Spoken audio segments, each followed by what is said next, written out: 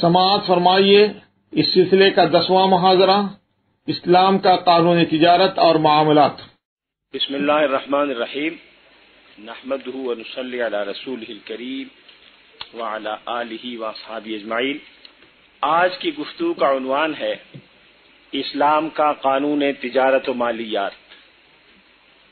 فقہ اسلامی کا یہ شعبہ دور جدید میں انتہائی اہمیت کا حامل قرار دیا جاتا ہے، اس لیے کہ دور جدید میں اسلامی احکام اور قوانین کے نفاذ میں جو مشکلات ہیں وہ سب سے زیادہ اسلام کے قانون تجارت اور مالیات کے شعبے میں ہیں۔ تجارت اور مالیات کا نظام دور جدید میں اتنا پیچیدہ ہو گیا ہے اور اس سے مختلف قوتوں کے اتنے مفادات وابستہ ہو گئے ہیں کہ جب تک ان مفادات کو ختم کر کے انتہائی جرأت، ہمت اور آزادہ روی اور آزادہ فکری کے ساتھ ان احکام کو نافذ نہیں کیا جائے گا، اس وقت تک نفاذ شریعت کے معاملے میں پیش رفت انتہائی مشکل اور دشوار کام ہے۔ گزشتہ 300 سال کے عرصے میں اہل مغرب نے دنیا کی معاشیات اور مالیات کا ایک نیا نظام تشکیل دیا ہے جس کی بنیاد سود اور ربا پر ہے۔ سود اور ربا کے نظام کو فروغ دینے، اس کو پروان چڑھانے اور بعض مخصوص قوتوں کے مفاد کو مکمل کرنے کے لیے دنیا مغرب نے ایک نیا نظام تشکیل دیا ہے جس کو فری مارکیٹ اکانومی کا نظام کہتے ہیں، یعنی آزاد معیشت اور آزاد مارکیٹ کا نظام۔ اس نظام کی تائید اور پبلسٹی بڑے خوشنما الفاظ سے کی جاتی ہے۔ پورا علم معاشیات اسی نظام کی خدمت کرنے کے لیے مرتب کیا گیا ہے۔ مشرقی علاقے کے لوگوں کو جو تربیتیں دی جاتی ہیں وہ اسی نظام کے بنیادی تصورات اور افکار کے مطابق دی جاتی ہیں۔ دنیا مشرق سے بالعموم اور دنیا اسلام سے بالخصوص اہل مغرب کے تعلقات جس ایک نقطے پر کاربند ہیں وہ اسی نظام کا تحفظ اور اسی نظام کی نشر و اشاعت ہے۔ اس نظام کا نتیجہ یہ نکلا ہے کہ اس وقت روئے زمین کو جو وسائل اللہ نے عطا فرمائے ہیں ان کا 19% دنیا کی 81% آبادی کو حاصل ہے، اور ان وسائل کا 81% اس وقت دنیا کی 19% آبادی کے کنٹرول میں ہے۔ یہ اعداد و شمار بھی کئی سال پہلے کے ہیں اور ان میں دن بدن تیزی سے تبدیلی آ رہی ہے۔ مشرقی دنیا اور دنیا اسلام کے وسائل تیزی کے ساتھ مغربی دنیا کے کنٹرول اور حلقہ اثر میں آ رہے ہیں۔ آج دنیا مشرق کو بالخصوص دنیا اسلام کو اتنی آزادی بھی میسر نہیں ہے کہ وہ اپنے وسائل کو اپنی مرضی اور اپنے مستقبل کے تصور کے مطابق استعمال کر سکے۔ دنیا اسلام اپنے وسائل کو کیسے استعمال کرے؟ دنیا اسلام مادی ترقی کرنا چاہے تو کس انداز سے کرے؟ دنیا اسلام اپنے یہاں معاشی انصاف کا نظام قائم کرنا چاہے تو کن خطوط پر قائم کرے؟ ان سب سوالات کا جواب قرآن پاک اور سنت سے لینے کے بجائے مغربی تصورات اور مغربی معیارات کے مطابق حاصل کیا جا رہا ہے۔ صرف یہی نہیں بلکہ اسلام کے احکام کے بارے میں بہت سے شبہات اور غلط فہمیاں پیدا کی جا رہی ہیں۔ ان میں سے بعض شبہات کا تعلق کم فہمی سے ہے، بعض شبہات کا تعلق اسلامی نقطہ نظر کو صحیح انداز سے بیان نہ کرنے کی وجہ سے ہے، اور بعض کا تعلق ان مفادات سے ہے جو مغربی نظام سے وابستہ ہیں۔ ان حالات میں دنیا اسلام کے لیے یہ بات بڑی اہم ہے کہ اسلام کے قانون تجارت و مالیات کو صحیح طور پر سمجھا جائے، اس کی حکمتوں سے واقفیت پیدا کی جائے، اس کے مقاصد کا تعین کیا جائے، اس کے طریقہ کار کے بارے میں لوگوں کے ذہن صاف ہوں اور بنیادی تصورات سے ہر شخص کو واقفیت ہو۔ جزوی تفصیلات کا تعین آسان ہے۔ جزوی تفصیلات میں بہت سی تفصیلات وہ ہیں جو حالات اور زمانے کی رعایت سے بدل سکتی ہیں، اس لیے جزوی تفصیلات کی بحث میں پڑنے کے بجائے مسلمانوں کی توجہ سر دست اسلام کے قانون تجارت اور مالیات کی حکمت، مقاصد، طریقہ کار اور بنیادی تصورات پر مرکوز رہنی چاہیے۔ جب ان معاملات کے بارے میں ذہن صاف ہو جائیں تو پھر جزوی تفصیلات کا تعین بہت آسان کام ہے اور اس میں زیادہ مشکلات کا سامنا نہیں کرنا پڑے گا۔ جیسا کہ اس سے پہلے کئی بار عرض کیا جا چکا ہے، فقہ اسلامی ایک مکمل اور متکامل نظام ہے۔ اس کے تمام اجزاء ایک دوسرے سے اس طرح مربوط ہیں کہ ان کو ایک دوسرے سے الگ نہیں کیا جا سکتا۔ ایک جز کے اثرات دوسرے اجزاء پر اور دوسرے اجزاء کے اثرات اس پہلے جز پر پڑتے ہیں۔ یہ سب منطقی طور پر ایک دوسرے کے ساتھ مربوط ہیں۔ اگر کسی ایک جز کو نافذ کیا جائے اور بقیہ اجزاء کو نظر انداز کر دیا جائے تو اس کے وہ ثمرات اور برکات حاصل نہیں ہوتے جو کل کے نفاذ اور کل کو اختیار کرنے کی صورت میں حاصل ہو سکتے ہیں۔ اسلام کا نظام بنیادی طور پر ایک اخلاقی اور روحانی نظام ہے جس کا مقصد انسان کی اخلاقی اور روحانی تربیت ہے، انفرادی تربیت بھی اور اجتماعی تربیت بھی، خاندانوں کی تربیت بھی اور اداروں کی تربیت بھی، معاشروں کی تربیت بھی اور حکومتوں کی تربیت بھی، قانون کی تربیت بھی اور نظام معاشرت کی تربیت بھی۔ ان سب پہلوؤں کو اخلاق اور روحانیت کے دائرے میں کیسے لایا جائے، اللہ کی رضا کی خاطر انسان کی زندگی گزارنے کا ڈھنگ اس کو کیسے سکھایا جائے، یہ اسلام کا بنیادی مقصد ہے۔ ظاہر بات ہے تجارت اور مالیت اسلام کے نزدیک ایک شعبہ ہے، کل نہیں ہے۔ انسانی زندگی کے اور بہت سے کام ہیں اور بہت سی ذمہ داریاں ہیں، ان میں سے ایک تجارت بھی ہے، ان میں سے ایک معیشت بھی ہے اور ایک مالیات بھی ہے۔ لیکن چونکہ معیشت، تجارت اور مالیات سے ہر انسان کو واسطہ پڑتا ہے، کسی کو بالواسطہ کسی کو بلا واسطہ، اس لیے معیشت، تجارت اور مالیات سے متعلق احکام کسی نہ کسی حد تک ہر مسلمان کو معلوم ہونے چاہیے۔ آپ تاجر نہ ہوں لیکن آپ کو تاجروں سے سودا خریدنا پڑتا ہے، آپ کو خود مالیات سے لین دین نہ کرنا پڑتا ہو لیکن تجارت کرنے کے لیے مال آپ کے پاس ہونا چاہیے، آپ کو خود معیشت میں مہارت درکار نہ ہو لیکن زندگی کے روزمرہ تقاضے پورے کرنے کے لیے معیشت کے مثبت یا منفی اثرات آپ پر پڑیں گے، اس لیے معیشت اور اقتصاد سے واقفیت درکار ہے، ناگزیر ہے۔ آج کی گزارشات کو ان گزارشات سے ملا کر پڑھیں اور سمجھیں جو اسلامی قانون کے بنیادی تصورات کے بارے میں عرض کی گئی تھی۔ میں نے عرض کیا تھا کہ اسلام میں مال کا تصور کیا ہے، ملکیت کا تصور کیا ہے، اور مال اور ملکیت کے تصرف کے لیے شریعت نے کیا حدود عطا فرمائی ہیں۔ وہ گزارشات ذرا ذہنوں میں تازہ کریں تو پھر بات آگے بڑھے گی۔ قرآن مجید نے ہر مال، ہر جائیداد اور ہر ملکیت کا حقیقی خالق اور مالک اللہ تعالیٰ کو قرار دیا ہے۔ انسان اس کا امین ہے۔ آپ اس قلم اور اس چشمے کی اور اس اسکارف کی امین ہیں، اس کا مالک اللہ ہے۔ میں اس قلم اور بشرٹ کا امین ہوں، اس کا مالک اللہ تعالیٰ ہے۔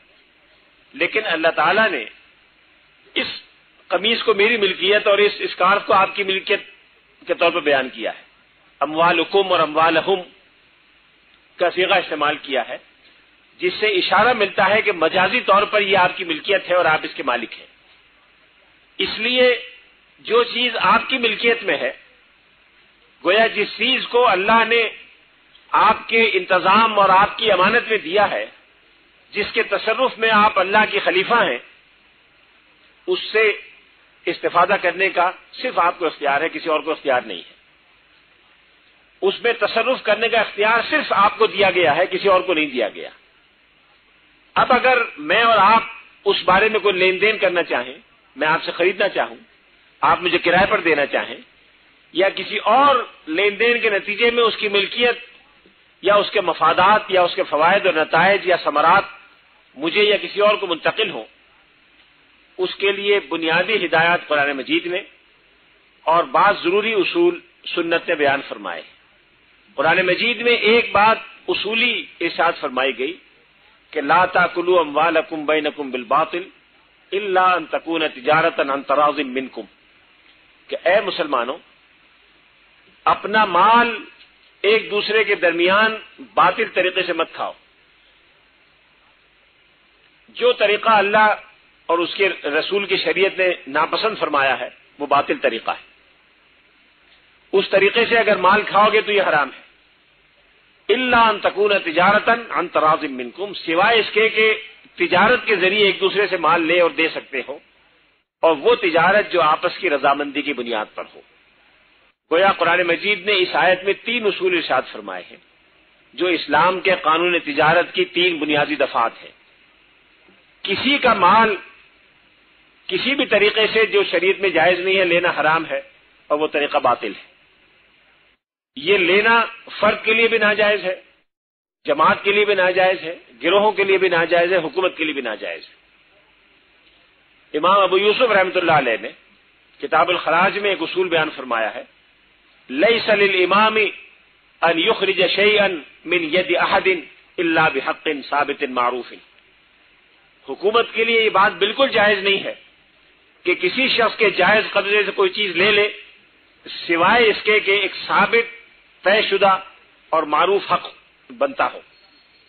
صرف اس صورت میں حکومت لے سکتی ہے، باقی حکومت کو کوئی اختیار نہیں کہ آپ کو یا کسی کو اس کی جائیداد سے یا جائز ملکیت سے محروم کر دیں. اور جہاں اجازت ہے اس کا بھی طریقہ کار اور احکام دیے گئے. لہذا یہ اجازت نہ فرد کو ہے نہ ریاست کو ہے. اگر کسی کے مال کا لین دین کرنا ہو تو اس کا طریقہ صرف تجارت اور کاروبار ہے. بزنس اور تجارت کے علاوہ کوئی طریقہ نہیں کہ میں آپ کے مال کا مالک بنوں یا آپ میرے مال کی مالک بنے. قرآن پاک نے اس کی اجازت نہیں دی، الا یہ کہ میں اپنی رضامندی سے یہ قلم آپ کو ہبہ کر دوں، تحفہ دے دوں، یہ جائز ہے. لیکن یہ تجارت یا کاروبار نہیں، اس میں آپ کی مرضی کا کوئی دخل نہیں ہے. یہ میری یک طرفہ مرضی ہوگی کہ میں آپ کو ہدیہ کر دوں یا آپ کسی کو ہدیہ کر دیں.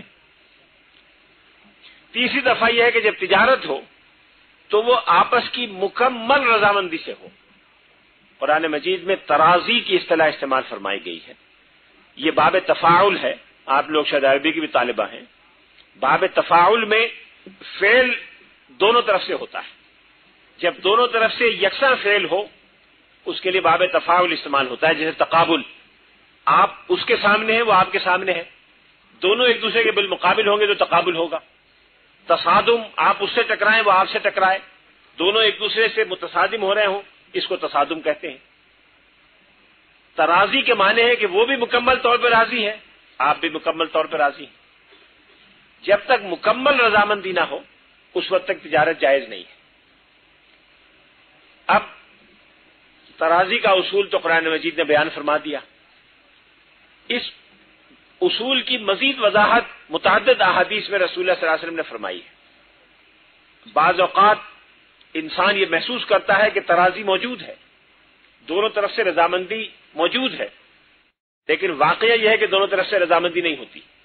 ایک شخص انتہائی پریشانی کا شکار ہے، اس کی ماں بیمار ہے، باپ بیمار ہے، اولاد بیمار ہے، اور علاج کے لیے لاکھوں روپے درکار ہے، کہیں سے دستیاب نہیں ہے.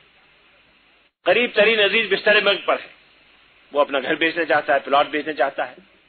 اب اگر کسی شخص کو معلوم ہو کہ اس پلاٹ یا اس گھر کی قیمت بازار میں 20 لاکھ یا 10 لاکھ ہے اور وہ اس کی مجبوری سے فائدہ اٹھا کے 8 لاکھ یا 7 لاکھ میں یا 5 لاکھ میں لینا چاہے، بظاہر وہ کہے گا کہ ہاں جی میں راضی ہوں، پوری طرح سے رضامند ہوں، آپ دے دیجئے، اس لیے کہ اسی وقت پیسے چاہیے.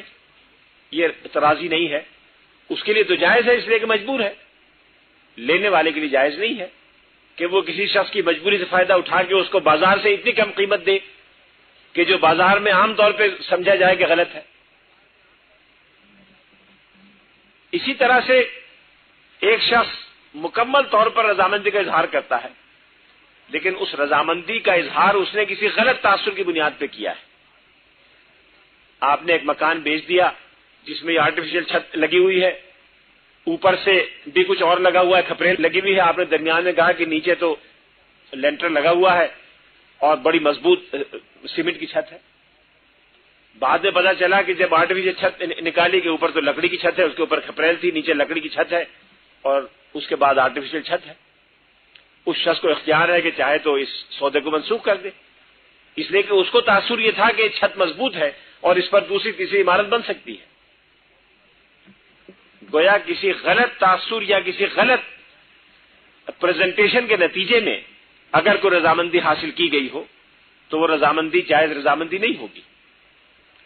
اس کی اور مثالیں میں ابھی دوں گا جن کا مقصد یہ ہے کہ ہر وہ رضامندی جو کسی غلط طریقے سے حاصل کی گئی ہو، جس کی وضاحت احادیث میں موجود ہے، وہ رضامندی ناقابل قبول ہے اور اس کے نتیجے میں جو بیع کی جائے گی وہ بیع فاسد ہوگی، اور شخص متضرر یعنی جس فریق کو نقصان ہوا ہے اسے یہ اختیار ہے کہ وہ چاہے تو اس بیع کو فسخ کر دے۔ دوسرا اصول جو قرآن مجید نے دیا ہے وہ ہے کہ جو قانون ہے، جو معاملات کا قانون ہے، یہ ریاست کے تمام شہریوں کے لیے یکساں ہوگا۔ اس میں مسلم غیر مسلم، نیک اور بد، عالم اور جاہل کی کوئی تمیز نہیں ہوگی۔ جس قانون کی پابندی رسول اللہ صلی اللہ علیہ وسلم اپنی ذات مبارکہ پر فرماتے تھے، اسی قانون کی پابندی ایک یہودی پر بھی ہوتی تھی، اسی قانون کی پابندی مشرکین پر بھی ہوتی تھی، غیر مسلموں پر بھی ہوتی تھی۔ اس لیے جو معاملات یا تجارت کا قانون ہے وہ سب کے لیے برابر ہے، اس میں کوئی استثناء نہیں ہے۔ فقہاء اسلام نے اصول بیان کیا ہے کہ الذمی فیما یرجع الی المعاملات کالمسلمین، کہ معاملات میں یعنی لین دین اور تجارت میں ذمی یعنی غیر مسلم شہری جس کی ذمہ داری ریاست نے لی ہو، اس کی حیثیت بالکل مسلمانوں جیسی ہے۔ جو چیز مسلمان کے لیے ناجائز ہے وہ اس کے لیے بھی ناجائز ہے، جو مسلمان کے لیے جائز ہے وہ اس کے لیے بھی جائز ہے، بعض استثناءات کے ساتھ۔ وہ استثناءات وہ ہیں جس میں غیر مسلم کو زیادہ مراعات دی گئی ہیں مسلمان کے مقابلے میں۔ میں نے مال متقوم کی بحث میں عرض کیا تھا کہ اگر غیر مسلم کے پاس شراب ہو اور کوئی مسلمان اس کو ضائع کر دے تو اس کو تاوان دینا پڑے گا، لیکن اگر مسلمان کے پاس ہو غیر مسلم ضائع کر دے اس کو تاوان نہیں دینا پڑے گا، اس لیے کہ مسلمان مالک نہیں ہو سکتا، غیر مسلم ہو سکتا ہے۔ ان استثناءات کے علاوہ بقیہ سارا قانون جو تجارت، مالیات اور معیشت کو منظم کرتا ہے وہ مسلمانوں اور غیر مسلموں کے لیے یکساں ہے۔ اس میں نہ مذہب کی قید ہے، نہ ملت کی قید ہے، نہ علاقے کی قید ہے، نہ کوئی اور قید ہے۔ یہ دوسرا اصول ہے جو شریعت نے دیا ہے۔ تیسرا اصول ہے رفع ظلم، کہ کسی بھی تجارت اور لین دین میں کسی فریق پر ظلم نہیں ہونا چاہیے۔ اصولاً تو اس سے سب اتفاق کرتے ہیں۔ آپ دنیا کے کسی مذہب میں جا کے پوچھیں گے تم ظلم کو جائز سمجھتے ہو، وہ کہے گا ہم نہیں ظلم کو جائز نہیں سمجھتے، لیکن اس دعوے کے باوجود عملاً ایسے قوانین دنیا کے ملکوں میں اور نظاموں میں رائج ہیں جن کو شریعت ظلم سمجھتی ہے۔ مثال کے طور پر اگر دو آدمیوں میں تجارت ہو رہی ہے، آپ سے میں نے یہ گلاس خریدا اور میں اس کا مالک ہو گیا اور اس کی قیمت مجھے 50 روپے مجھے دینے ہیں، آپ کا حق یہ ہے کہ آپ کو 50 روپے مل جائیں، میرا حق یہ ہے کہ یہ گلاس مجھے مل جائے۔ لیکن اگر کوئی شرط ایسی ہو کہ جس میں کسی ایک فریق کا مفاد یک طرفہ طور پر متاثر ہوتا ہو، وہ بیع جائز نہیں ہوگی۔ مثلا آپ یہ کہیں کہ میں نے فروخت تو کر دیا تمہیں، لیکن استعمال کرنے کا اختیار مجھے ہوگا، تمہیں نہیں ہوگا، ظاہر یہ بیع جائز، یہ بیع نہیں ہے۔ آپ نے اپنی قیمت وصول کر لی، مجھ سے پیسے لے لیے، جب میرے استعمال کی بات آئی تو آپ نے یہ شرط لکھ دی کہ اس گلاس کو استعمال کرنا جائز نہیں ہوگا۔ لہذا کوئی ایسی شرط جس میں کسی ایک فریق کو کوئی ایسا مفاد یا ایڈوانٹیج یقینی طور پر دیا گیا ہو، کسی ایسے ایڈوانٹیج کی گارنٹی کی گئی ہو جو عام طور پر تاجروں کے رواج کے مطابق اس فریق کو نہیں ملنا چاہیے اور وہ اپنے لیے گارنٹی کرنا چاہے، تو ایسی خرید و فروخت جائز نہیں ہوگی۔ یہ ترازی کے خلاف ہے اور یہ ظلم ہے، ظلم بھی ہے، ترازی کے خلاف بھی ہے۔ جب یہ تسلیم کر لیا جائے کہ دونوں فریقوں کے حقوق ان کو مکمل طور پہ ملنے چاہیے، جس تجارت اور کاروبار کا جو مقصد بازار میں بیٹھنے والوں کو کے پیش نظر ہے، وہ مقاصد دونوں فریقوں کے لیے یکساں طور پہ پورے ہوں، تو پھر تیسرا اصول ہمارے سامنے آتا ہے، چوتھا، کہ مکمل عدل اور مکمل قسط ہونا چاہیے، قانونی انصاف بھی ہو اور حقیقی انصاف بھی ہو۔ میں عرض کر چکا ہوں کہ عدل کے معنی قانونی انصاف اور قسط کے معنی حقیقی انصاف کے ہیں۔ قانونی انصاف سے مراد یہ ہے کہ لین دین کی دستاویزات، لین دین کی تفصیلات، لین دین کے گواہان، یہ سب کے سب مکمل طور پر قانون کے مطابق ہوں اور مکمل طور پر عدل کے تقاضوں کے مطابق ہوں۔ قرآن مجید نے سورہ بقرہ کی آیت مدائنہ میں اس کی تفصیل بھی بیان کی ہے کہ تجارت اور لین دین کے احکام کیا ہیں۔ سورہ بقرہ میں کئی آیات میں یہ تفصیل بیان ہوئی ہے، لیکن فریقین کی ذمہ داری یہاں ختم نہیں ہوتی۔ فریقین کی ذمہ داری یہ ہے کہ وہ حقیقی انصاف کے تقاضوں کو بھی ملحوظ رکھیں۔ اگر مجھے یہ معلوم ہے کہ میں اس گلاس کا مالک نہیں ہوں اور میں یہاں سے جاتے ہوئے جیب میں ڈال کے لے جاؤں اور جا کے آپ پارے میں فروخت کر دوں، قانون کی حد تک قانون کے تقاضے پورے ہو گئے، میں نے گلاس اس کو دے دیا، ایک دستاویز بھی ہم نے لکھ لی، گلاس کی فروخت کی ڈاکومنٹ بھی تیار کر لی، اس کی جو مارکیٹ میں قیمت تھی 50 روپے یا 40 روپے میں نے ادا کر دیا، اس نے وصول بھی کر لیا، رسید دے دی کہ مجھے مل گیا۔ اب وہ شخص اگر عدالت میں جائے گا تو عدالت اس کے حق میں کوئی فیصلہ نہیں کرے گی، میرے خلاف فیصلہ نہیں کرے گی۔ عدالت یہ دیکھ لے گی کہ میں نے گلاس کا قبضہ اس کو دے دیا، دستاویز میں جو رقم لکھی گئی تھی میں نے ادا کر دی، اس نے وصولیابی کی رسید دے دی، قانونی انصاف کے تقاضے پورے ہو گئے۔ لیکن نہ یہ عدالت کو معلوم ہے، نہ اس فریق کو معلوم ہے کہ یہ گلاس میرے پاس کہاں سے آیا، میں یہاں سے خاموشی سے جیب میں رکھ کے لے گیا تھا۔ اس لیے حقیقی انصاف کا تقاضا یہ ہے کہ میں اس کی قیمت واپس کر دوں اور اس سے کہوں کہ یہ گلاس اصل مالک کو مجھے واپس کرنا ہے، آپ چاہیں تو میں اس جیسا اور ایک گلاس آپ کو لا کے دے سکتا ہوں، یا اصل مالک کو پہلے میں پوچھ لوں، ان کو قیمت ادا کر دوں، وہاں سے لا کے آپ کو دے دوں گا۔ جب میں ان میں سے کوئی ایک کام کر دوں گا تو پھر حقیقی انصاف بھی ہو جائے گا اور قانونی انصاف بھی پورا ہو جائے گا۔ یہ فرق ہے حقیقی اور قانونی انصاف میں، جو دونوں فریقوں کی ذمہ داری ہے اور ان کو کرنا چاہیے۔ پانچواں اصول جو قرآن پاک نے بیان فرمایا ہے اور جس پر فقہاء اسلام نے بڑے تفصیلی احکام مرتب کیے ہیں، وہ ہے سد ذریعہ۔ سد ذریعہ، ذریعہ کے معنی وہیکل یا راستہ یا مینز، اور سد ذریعہ کے معنی راستے کو بند کرنا، کسی ذریعے کا سدباب کر دینا۔ قرآن پاک نے جو اصول دیا ہے وہ یہ ہے کہ اگر کوئی چیز فی نفسی ہی جائز ہو لیکن اس کے نتیجے میں کوئی برائی پیدا ہو رہی ہو تو پھر وہ جائز چیز ناجائز قرار پائے گی۔ اس کی مثال قرآن مجید میں بھی آئی ہے اور احادیث میں بھی آئی ہے۔ قرآن مجید میں ہے وَلَا تَسُبُّوا الَّذِينَ يَدْعُونَ مِن دُونِ اللَّهِ فَيَسُبُّوا اللَّهَ عَدْوًا بِغَيْرِ علم، کہ جو لوگ اللہ کے علاوہ اور مخلوقات کو پکارتے ہیں یا ان کی عبادت کرتے ہیں ان کو برا بھلا نہ کہو، اس لیے کہ اگر تم انہیں برا کہو گے تو وہ اللہ اور رسول کو برا کہیں گے۔ گویا تمہارا انہیں برا کہنا اللہ اور رسول کے برا کہے جانے کا ذریعہ بنے گا، لہذا تم ان کے لات و منات کو بھی برا نہ کہو۔ لات و منات اور بتوں کو برا کہنے کی ممانعت اس لیے ہے کہ اس کے رد عمل کے طور پر اللہ کی شان میں گستاخی کرنے والے گستاخی کر سکتے ہیں، رسول اللہ صلی اللہ علیہ وسلم کی شان میں گستاخی کرنے والے گستاخی کر سکتے ہیں۔ اس لیے تمہیں کوئی ایسا کام جو فی نفسی برا نہیں ہے، اس لیے کرنے سے احتراز کرو کہ اس کے نتیجے میں کوئی ایسی بڑی برائی پیدا ہوگی جس کو شریعت بھی برائی تسلیم کرتی ہے اور فطرت سلیمہ بھی برائی تسلیم کرتی ہے۔ اس سے یہ اصول نکلا کہ سد ذریعہ کے قاعدے کے تحت بہت سے جائز کاموں سے بچنا چاہیے اور جائز کاموں پر پابندی لگائی جا سکتی ہے۔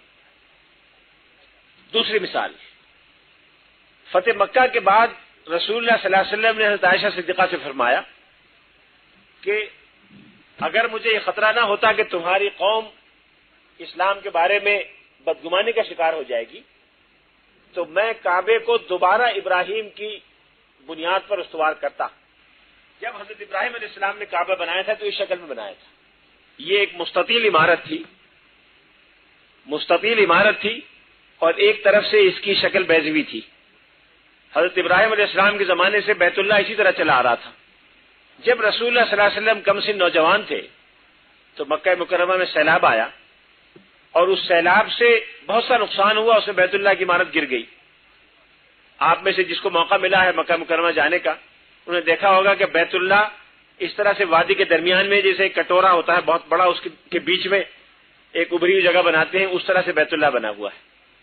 جب بھی بارش ہوتی ہے تو سارا پانی بیت اللہ کے صحن میں جمع ہوتا تھا، اب بھی ہو جاتا ہے. چنانچہ بارش ہوئی، سیلاب آیا اور بیت اللہ کی عمارت گر گئی. کفار قریش نے یہ طے کیا کہ ہم بیت اللہ کی عمارت دوبارہ بنائیں گے، لیکن بالکل جائز اور حلال آمدنی سے اس کو بنائیں گے، اس میں کوئی ناجائز یا ظلم کی آمدنی شامل نہیں ہوگی. ان کی آمدنی میں ربا اور سود اور ڈاکہ اور قتل و غارت اور طرح طرح کی ناجائز آمدنیاں شامل تھیں، جس کو وہ بھی ناجائز سمجھتے تھے. ان کے ذہن میں وہ آمدنیاں درست نہیں تھیں، لیکن بہرحال شیطان کے بہکانے سے یہ آمدنیاں ان کے پاس آ رہی تھیں. بیت اللہ کے بارے میں انہوں نے طے کیا کہ ہر اعتبار سے پاکیزہ اور صاف آمدنی کو استعمال کیا جائے گا. لہذا جس کے پاس جو آمدنی ایسی تھی جس کے بارے میں اسے یقین تھا کہ یہ پاکیزہ اور ستھری آمدنی ہے، اس نے لا کے جمع کر دی. کفار قریش نے اس طرف سے بیت اللہ بنانا شروع کیا. یہ بیت اللہ کے دروازے والی سائڈ ہے اور یہ سائڈ ہے حجر اسود والی. یہاں سے بنانا شروع کیا. جب وہ یہاں تک پہنچے تو ان کا پاس پیسے ختم ہو گیا، وسائل ختم ہو گئے. جب وسائل ختم ہو گئے، جائز آمدنی بھی ختم ہو گئی، تو انہوں نے طے کیا کہ فی الحال یہاں دیوار بنا کے اس کو بند کر دیا جائے اور بقیہ حصے میں ایک چھوٹی سی دیوار نشانی کے لیے بنا دی جائے. جب جائز پیسے ہوں گے تو اس کو ہم دوبارہ بنائیں گے. یہ بنا کے چھوڑ دیا. اس پر کئی سال گزر گئے، غالباً 15-20 سال گزر گئے. اسی اثنا میں رسول اللہ صلی اللہ علیہ وسلم نے نبوت کا اعلان فرمایا. سب کی توجہ اس نبوت کے اعلان کی طرف ہو گئی. کچھ لوگ اسلام میں داخل ہوئے، کچھ نہیں ہوئے، اور پورا مکہ شہر اور قریش بلکہ پورا جزیرہ عرب اور حجاز دو متحارب کیمپوں میں تقسیم ہو گیا. کچھ لوگ اسلام کے مخالف، کچھ اسلام کے دشمن. اور یہ بات کہ بیت اللہ کی تعمیر نامکمل تھی لوگ بھول گئے، لوگوں کے ذہنوں سے نکل گئی. جب مکہ مکرمہ فتح ہوا تو رسول اللہ صلی اللہ علیہ وسلم نے عائشہ صدیقہ سے فرمایا کہ اگر مجھے یہ خطرہ نہ ہوتا کہ تمہاری قوم اسلام کے بارے میں بدگمان ہو جائے گی اور اسلام سے برگشتہ ہو جائے گی تو میں بیت اللہ کی عمارت کو گرا کر دوبارہ ابراہیم کی بنیادوں پر استوار کرتا اور اصل نقشے کے مطابق بیت اللہ کو بحال کر دیتا. اس کے معنی یہ ہوئے کہ رسول اللہ صلی اللہ علیہ وسلم کو یہ خطرہ تھا کہ اگر بیت اللہ کی عمارت کو گرایا گیا دوبارہ بنانے کے لیے تو فوراً جو لوگ دشمن ہیں یا جن کے دل میں ایمان پختہ نہیں ہے یا نفاق ہے، وہ یہ کہیں گے کہ آج تک تو دعویٰ ملت ابراہیمی کی پیروی کا تھا، ملت ابراہیمی کی پیروی کا اعلان فرماتے تھے، بیت اللہ کو مرکز بنایا تھا، اور جب کامیابی ہوئی تو پہلا کام یہ کیا کہ مرکز ابراہیم کو گرا دیا. اس کے نتیجے میں جو لوگ مکے میں نہیں ہیں، عرب قبائل باہر پھیلے ہوئے ہیں، جن میں سے بہت بڑی تعداد نے اسلام قبول کر لیا تھا یا اسلام ان میں پھیل رہا تھا، ان میں بدگمانی پیدا ہوگی اور لوگ اسلام سے پھر جائیں گے. لوگوں کا اسلام سے پھر جانا ایک بہت بڑی برائی ہے. لوگوں کا گمراہی میں مبتلا ہو جانا ایک بہت بڑی برائی ہے. اس کے مقابلے میں اگر بیت اللہ کسی اور نقشے پر قائم ہے، یہ اس سے کم تر درجے کی برائی ہے. نمازیں ہو رہی ہیں، قبلے کے طور پہ لوگ استعمال کر رہے ہیں، حج بھی ہو رہا ہے، طواف بھی ہو رہا ہے، عمرہ بھی ہو رہا ہے، سب کام ہو رہے ہیں، اور لوگ بجائے ایک پوری دیوار کے چھوٹی دیوار کے باہر سے عمرہ کر رہے ہیں، طواف کر رہے ہیں. جب حاجی طواف کرتے ہیں تو بیرون دیوار کے باہر سے طواف کرتے ہیں.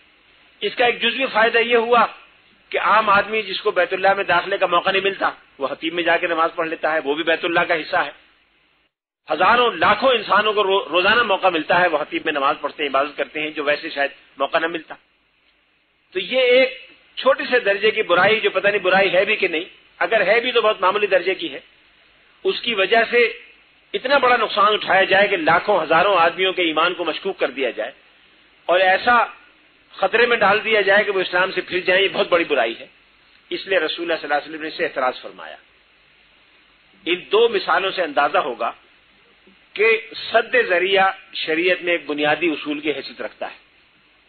بنیادی اصول، ایسا بنیادی اصول جس کی روشنی میں بہت سے احکام دیے گئے، بہت سے قوانین دیے گئے، جن میں سے بعض کی تفصیل میں ابھی بیان کرتا ہوں. ان قوانین کی حکمت اور مصلحت سد ذریعہ ہے.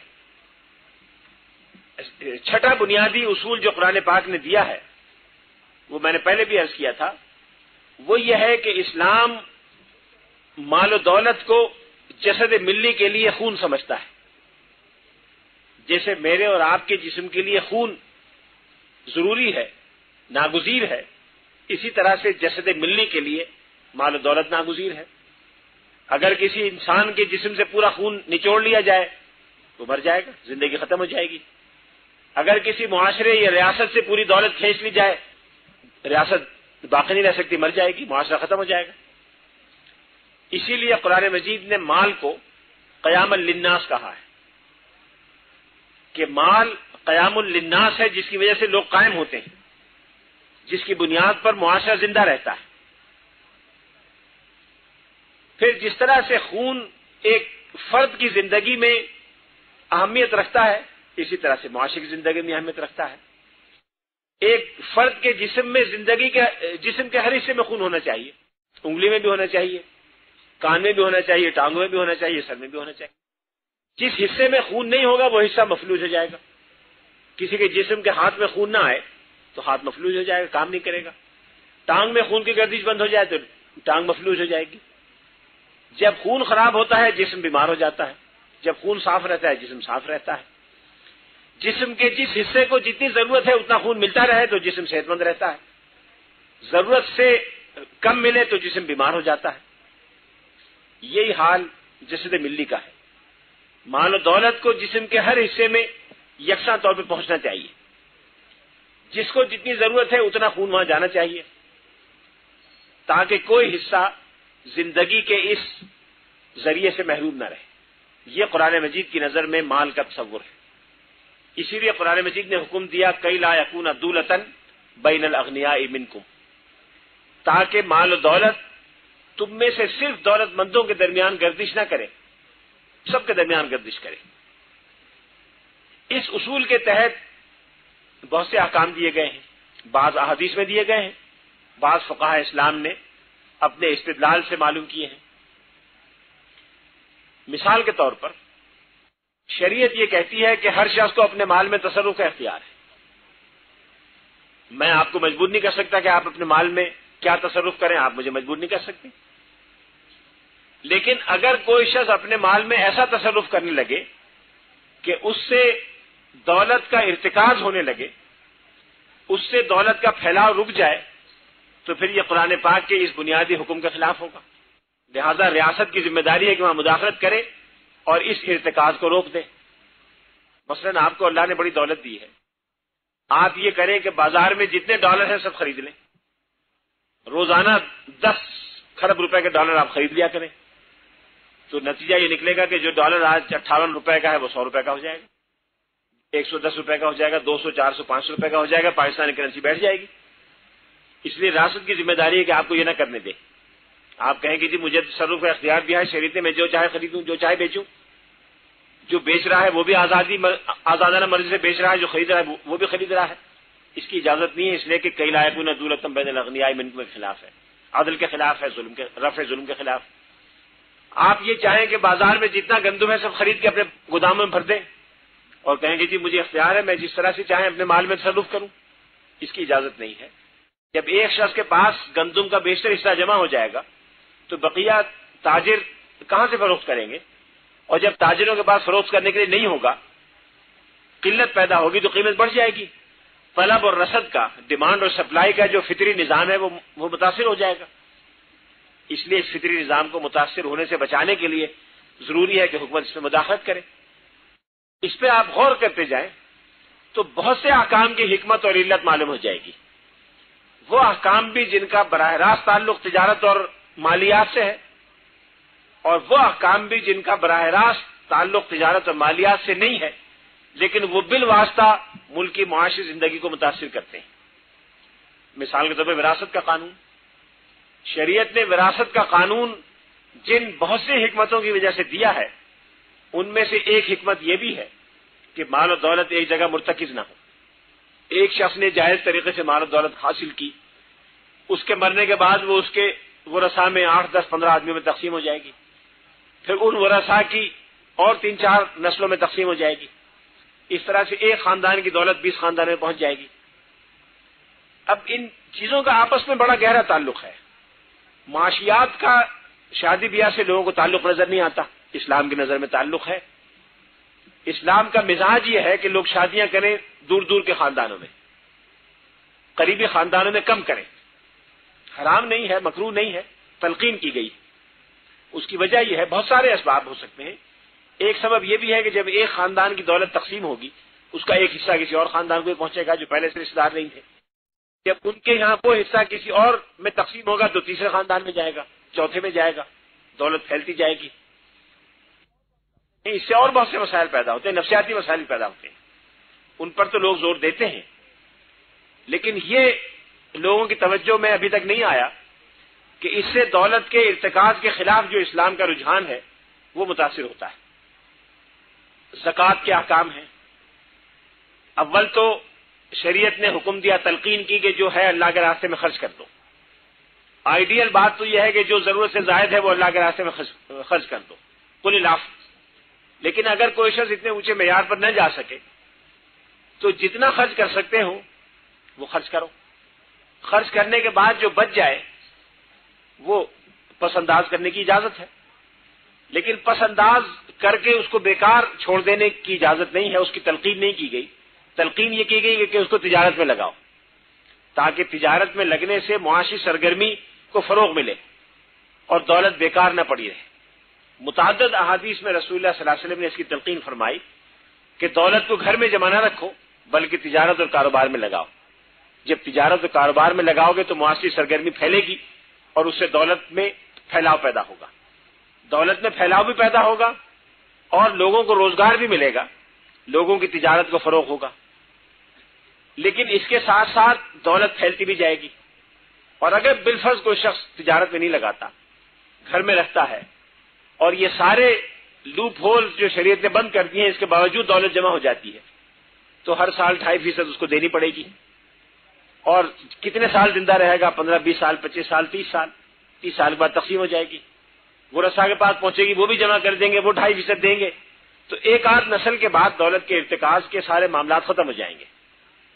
اسلام نے کسی ریڈیکل یا ایسے فیصلے کا حکم نہیں دیا جس کے نتیجے میں معاشرے میں کوئی ہلچل پیدا ہو جائے، جس کے نتیجے میں کوئی افراتفری پیدا ہو جائے۔ بعض لوگوں نے دیکھا پچھلی صدی میں کہ لوگوں کے پاس دولت کا ارتکاز ہے، انہوں نے آؤ دیکھا نہ تاؤ اور سب کو نیشنلائز کرنے کے نام پر قومی ملکیت میں لے لیا، اور وہ ساری دولت، سارے کارخانے، ساری فیکٹریاں، ہر چیز تباہ ہو گئی اور آج تک تباہ چلی آ رہی ہے۔ پچھلے 70-80 برس میں وہ پھر اپنے پاؤں پہ کھڑی نہیں ہو سکی۔ اسلام نے ایسی غیر معقول اور ناقابل عمل تعلیم نہیں دی۔ اسلام کا مزاج ہر چیز میں بالتدریج اور فطری طور پر آگے بڑھنے کا ہے۔ جو کام وہ ایک دن میں کرنا چاہتے تھے وہ 80 برس میں نہیں ہو سکا، اگر اسلام کے حکم پر عمل کرتے تو 25-30 سال میں ہو جاتا۔ اس طرح ہوتا کہ نہ رد عمل پیدا ہوتا، نہ کسی کے دل میں خوف پیدا ہوتا، نہ کوئی نقصان ہوتا، اور جو اس سے بھائی چارہ اور اخلاق اور روحانیات کا ماحول پیدا ہوتا وہ اپنی جگہ تھا، وہ ایک ایڈڈ فائدہ تھا۔ قرآن مجید نے ایک عمومی آیت میں دھوکے سے منع کیا ہے کہ ایک دوسرے کو دھوکہ مت دو، ایک دوسرے کا مال باطل طریقے سے مت کھاؤ۔ باطل طریقے سے کھانے کی ایک شکل یہ بھی ہے، جیسا کہ میں نے عرض کیا، کہ ایک شخص کا مفاد تو گارنٹیڈ ہو، دوسرے کا مفاد گارنٹیڈ نہ ہو۔ ایک شخص کا مفاد تو گارنٹیڈ ہو اور دوسرے کا مفاد گارنٹیڈ نہ ہو، یہ چیز شریعت کے مزاج کے خلاف ہے۔ چونکہ یہ چیز شریعت کے مزاج کے خلاف ہے، اس لیے شریعت نے بہت سے احکام ایسے دیے ہیں جس کا مقصد اس راستے کو بند کرنا ہے۔ اگر مفاد ہے تو دونوں کو یکساں قریب قریب ملنا چاہیے، جس نے جتنی محنت کی ہے اس کا فائدہ اس کو ملنا چاہیے۔ اگر کوئی خطرہ ہے یا رسک ہے تو وہ دونوں برابر طور پر اس میں حصے دار ہوں، فائدہ ہے تو برابر حصے دار ہوں۔ یہ عدل و انصاف کا بھی تقاضا ہے اور شریعت کی تعلیم کا بھی تقاضا ہے۔ یہ وہ بنیادی اصول ہیں، ان میں سے بعض کی وضاحت میں ابھی کرتا ہوں، جو قرآن مجید نے بیان کیے ہیں، جن کی تفصیل رسول اللہ صلی اللہ علیہ وسلم نے بیان فرمائی ہے۔ تجارت کی جتنی شکلیں انسان سوچ سکتے ہیں وہ سب جائز ہیں۔ میں نے عرض کیا تھا کہ معاملات میں شریعت کا مزاج بہت لینینسی کا ہے، معاملات کے معاملے میں بڑی نرمی ہے۔ کچھ چیزیں جو ناجائز تھیں وہ شریعت نے روک دی، کچھ چیزیں جن کے کرنے کا حکم تھا وہ دے دیا کہ یہ لازمی کرنی ہے۔ ان دونوں کے درمیان جو چیزیں ہیں وہ سب جائز ہیں، بشرطے کہ اس سے کوئی خرابی نہ پیدا ہو، جو آپ سد ذریعہ کے تحت دیکھ لیں۔ تجارت کی جتنی شکلیں ہو سکتی ہیں ان کو 3 حصوں میں تقسیم کیا جا سکتا ہے۔ کچھ تجارتیں تو وہ ہیں، کاروبار کی کچھ شکلیں تو وہ ہیں جس میں مال کے بدلے مال ہو، آپ نے مجھے پیسے دیے، مجھ سے کتاب لے لی، ایک طرف کتاب ہے یہ بھی مال ہے، ایک طرف پیسے ہیں وہ بھی مال ہے۔ آپ نے گاؤں کا ایک باغ کسی کو دے دیا اور شہر میں مکان خرید لیا اس نے شہر کا مکان آپ کو دے دیا، گاؤں کا باغ آپ سے لے لیا، یہ بھی مال کے بدلے مال ہے۔ جتنی بھی قسمیں ہیں وہ خرید و فروخت ہو یا بارٹر سیل ہو، وہ سارے کی ساری ایک کیٹیگری میں آتی ہے کہ اس میں مال کے بدلے مال ہے۔ یہ وہ ہے جس کو شریعت کے اسلام میں بیع کہتے ہیں۔ احل اللہ البیع وحرم الربا، اللہ تعالیٰ نے بیع یعنی تجارت کو جائز قرار دیا ہے اور ربا کو حرام قرار دیا ہے۔ تجارت اور کاروبار کی دوسری قسمیں وہ ہیں جس میں بنیاد زمین یا زمین کی پیداوار ہو۔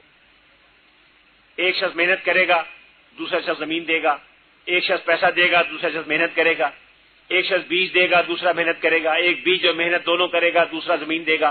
بہت ساری شکلیں ہیں جس کی تفصیل میں جانے کا موقع نہیں۔ یہ ساری 2 عنوانات کے تحت بیان ہوتی ہیں، ایک مزارعات، ایک مساقات۔ مزارعات وہ جس کو بٹائی بھی کہہ سکتے ہیں، اس کی بعض تفصیلات جائز ہیں، بعض تفصیلات ناجائز ہیں۔ جو ناجائز ہیں وہ اس لیے ناجائز ہیں کہ اس میں کسی میں ربا پایا جاتا ہے، کسی میں غرر پایا جاتا ہے، جن کی میں ابھی وضاحت کرتا ہوں۔ بعض ان میں سے ان اصولوں سے متصادم ہیں جس کا میں نے ابھی تذکرہ کیا، لیکن جو ان اصولوں سے متصادم نہیں ہے اور ان میں حرمت کا کوئی پہلو نہیں پایا جاتا وہ جائز ہے۔ تجارت اور کاروبار کی کچھ قسمیں وہ ہیں جس میں ایک طرف محنت ہے، ایک طرف پیسہ ہے۔ محنت ہر طرح کی ہو سکتی ہے، جسمانی محنت بھی ہو سکتی ہے، ذہنی محنت بھی ہو سکتی ہے۔ آپ اکاؤنٹنٹ ہیں، اکاؤنٹنسی کے مشورے کے لیے بیٹھی ہیں، آپ کو لوگ پیسے دیتے ہیں اور آپ اکاؤنٹنسی میں ان کو ہیلپ کر دیں۔ آپ آڈیٹر ہیں، یہ بھی محنت کی ایک شکل ہے، وکالت بھی محنت کی ایک شکل ہے، آپ کے پاس قانونی مہارت ہے، آپ مشورہ دے دیں، اس کی فیس وصول کر لیں۔ ایک شخص مزدور ہے، کندھے پہ اینٹیں رکھ کے 3ری منزل پہ پہنچا رہا ہے، یہ بھی ایک طرف محنت ہے۔ گویا محنت ایک طرف ہو اپنی تمام شکلوں کے ساتھ اور معاوضہ ایک طرف ہو، یہ وہ چیزیں ہیں جو مضاربہ یا اجارہ کہلاتی ہیں۔ مضاربہ اور اجارہ کہلاتی ہیں۔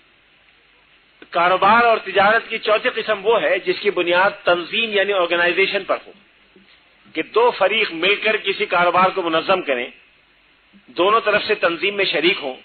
یہ مشارکہ کی قسمیں ہیں، مشارکہ کی بہت ساری اقسام ہیں جن کی تفصیلات ہیں۔ آگے بڑھنے سے پہلے تقسیم دولت کے بارے میں ایک بنیادی چیز عرض کرنا چاہتا ہوں کہ جہاں شریعت نے بہت سے ایسے احکام دیے ہیں جن کا براہ راست تعلق تجارت اور معیشت سے نہیں ہے، لیکن ان کا ایک اہم فائدہ یہ بھی ہے کہ دولت کے ارتکاز سے نجات ملتی ہے اور دولت آہستہ آہستہ پھیلتی چلی جاتی ہے۔ وہاں شریعت نے بعض احکام ایسے دیے ہیں جن کا براہ راست یہی مقصد ہے کہ دولت کے ارتکاز کو روکا جائے۔ ان میں سے ایک حصہ واجب اور لازمی ہے، دوسرا حصہ محض مندوب ہے جس کی تلقین کی گئی ہے، لیکن اس کو لازمی قرار نہیں دیا گیا۔ جو حصہ لازمی ہے اس میں سب سے پہلا حصہ نفقہ واجبہ کا ہے۔ کچھ لوگ ہیں جن کا نفقہ اور اخراجات آپ کے ذمے ہیں۔ بیوی کا نفقہ شوہر کے ذمے ہے، اولاد کا نفقہ باپ کے ذمے ہے، بوڑھی ماں جس کا کوئی سہارا نہیں ہے، اپنی آمدنی نہیں ہے، اس کا نفقہ اس کے بیٹے کے ذمے ہے، بوڑھا باپ جس کے پاس اپنی آمدنی نہیں ہے، اس کا نفقہ اس کے بیٹوں کے ذمے ہے، بیوہ بہن جس کی کوئی آمدنی کا ذریعہ نہیں ہے، اس کا نفقہ بھائی کے ذمے ہے۔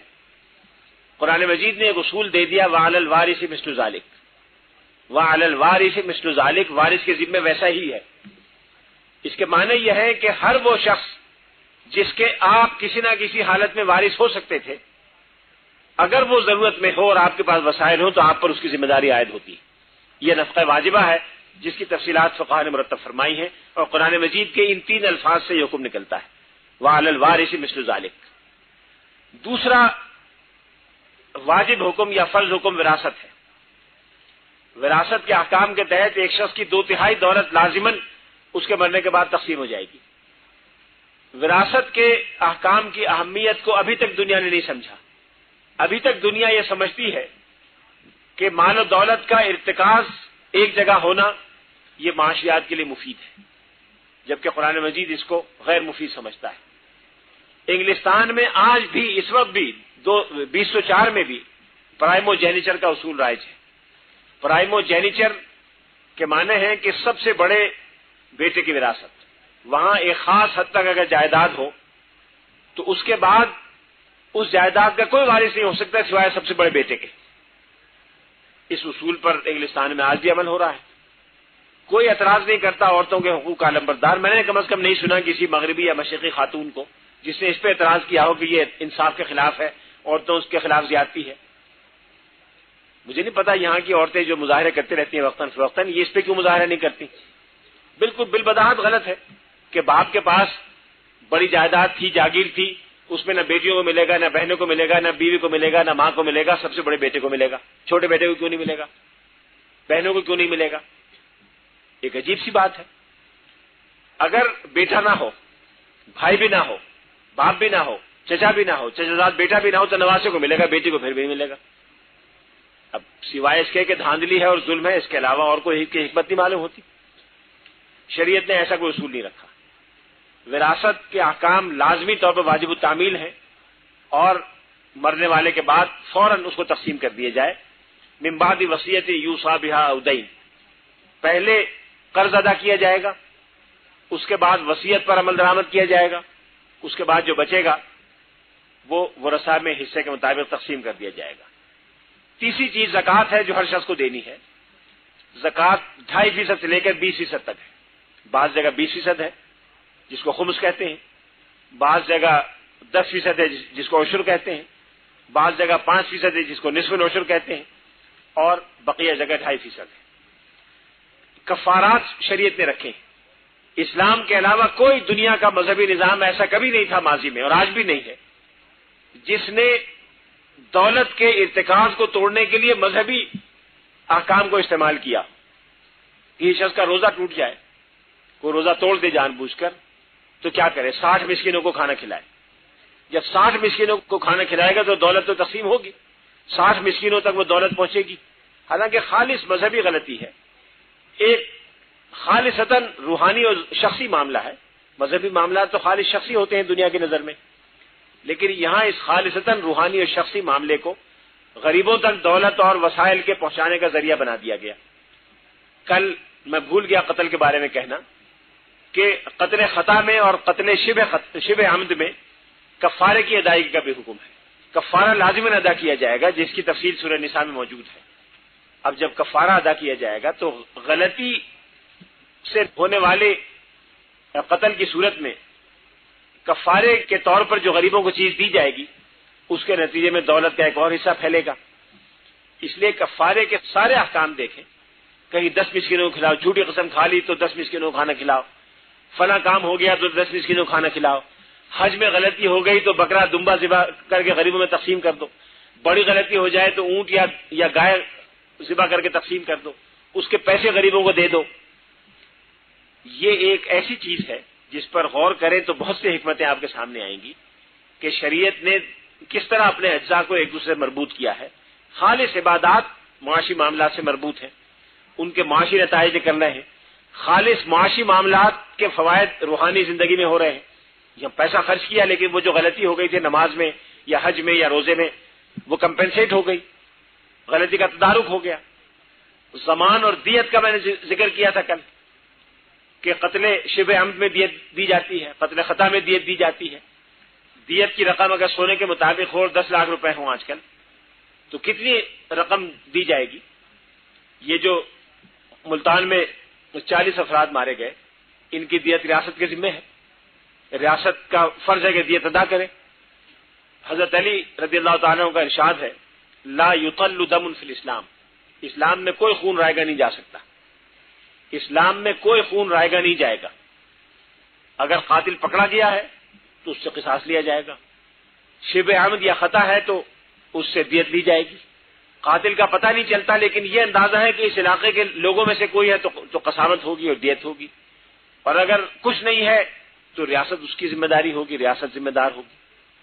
لیکن جب یہ 40 آدمیوں کی دیت اگر ریاست ادا کرے اور چاندی سے بھی ادا کرے جس کا اندازہ 2.5-3 لاکھ کے قریب شاید ہوگا، مجھے معلوم نہیں، سن 1990 میں 70,000 کے قریب تھا. آج چاندی کا بھاؤ کیا ہے مجھے نہیں پتا، لیکن اس سے 4-5 گنا زیادہ ضرور ہوگا. تو اگر 40 آدمیوں کی دیت 4-5 لاکھ کے حساب سے تقسیم کی جائے گی تو کئی کروڑ روپیہ فوراً غریبوں میں تقسیم ہو جائے گا. ان لوگوں کو مل جائے گا، ان کے ورثاء کو. ان مقتولین کے کسی ایک کو نہیں ملے گا، بیوہ کو بھی ملے گا، بچوں کو بھی ملے گا، رشتہ داروں کو بھی ملے گا، وارثوں کو ملے گا. اسی طرح سے عرش کا حکم ہے. عرش کی بھی ایک اصطلاح ہے جو کل یاد رکھیں. زخم کی دیت کو عرش کہتے ہیں. شجع میں کتنی دیت ہوگی، شجع کی کون سی قسم میں کتنی ہے، اس کو عرش کہتے ہیں. یہ وہ چیزیں ہیں جو لازمی نوعیت رکھتی ہیں. انہی میں سے ایک چیز وہ ہے جس کو فقہ کی اصطلاح میں نوازل کہتے ہیں.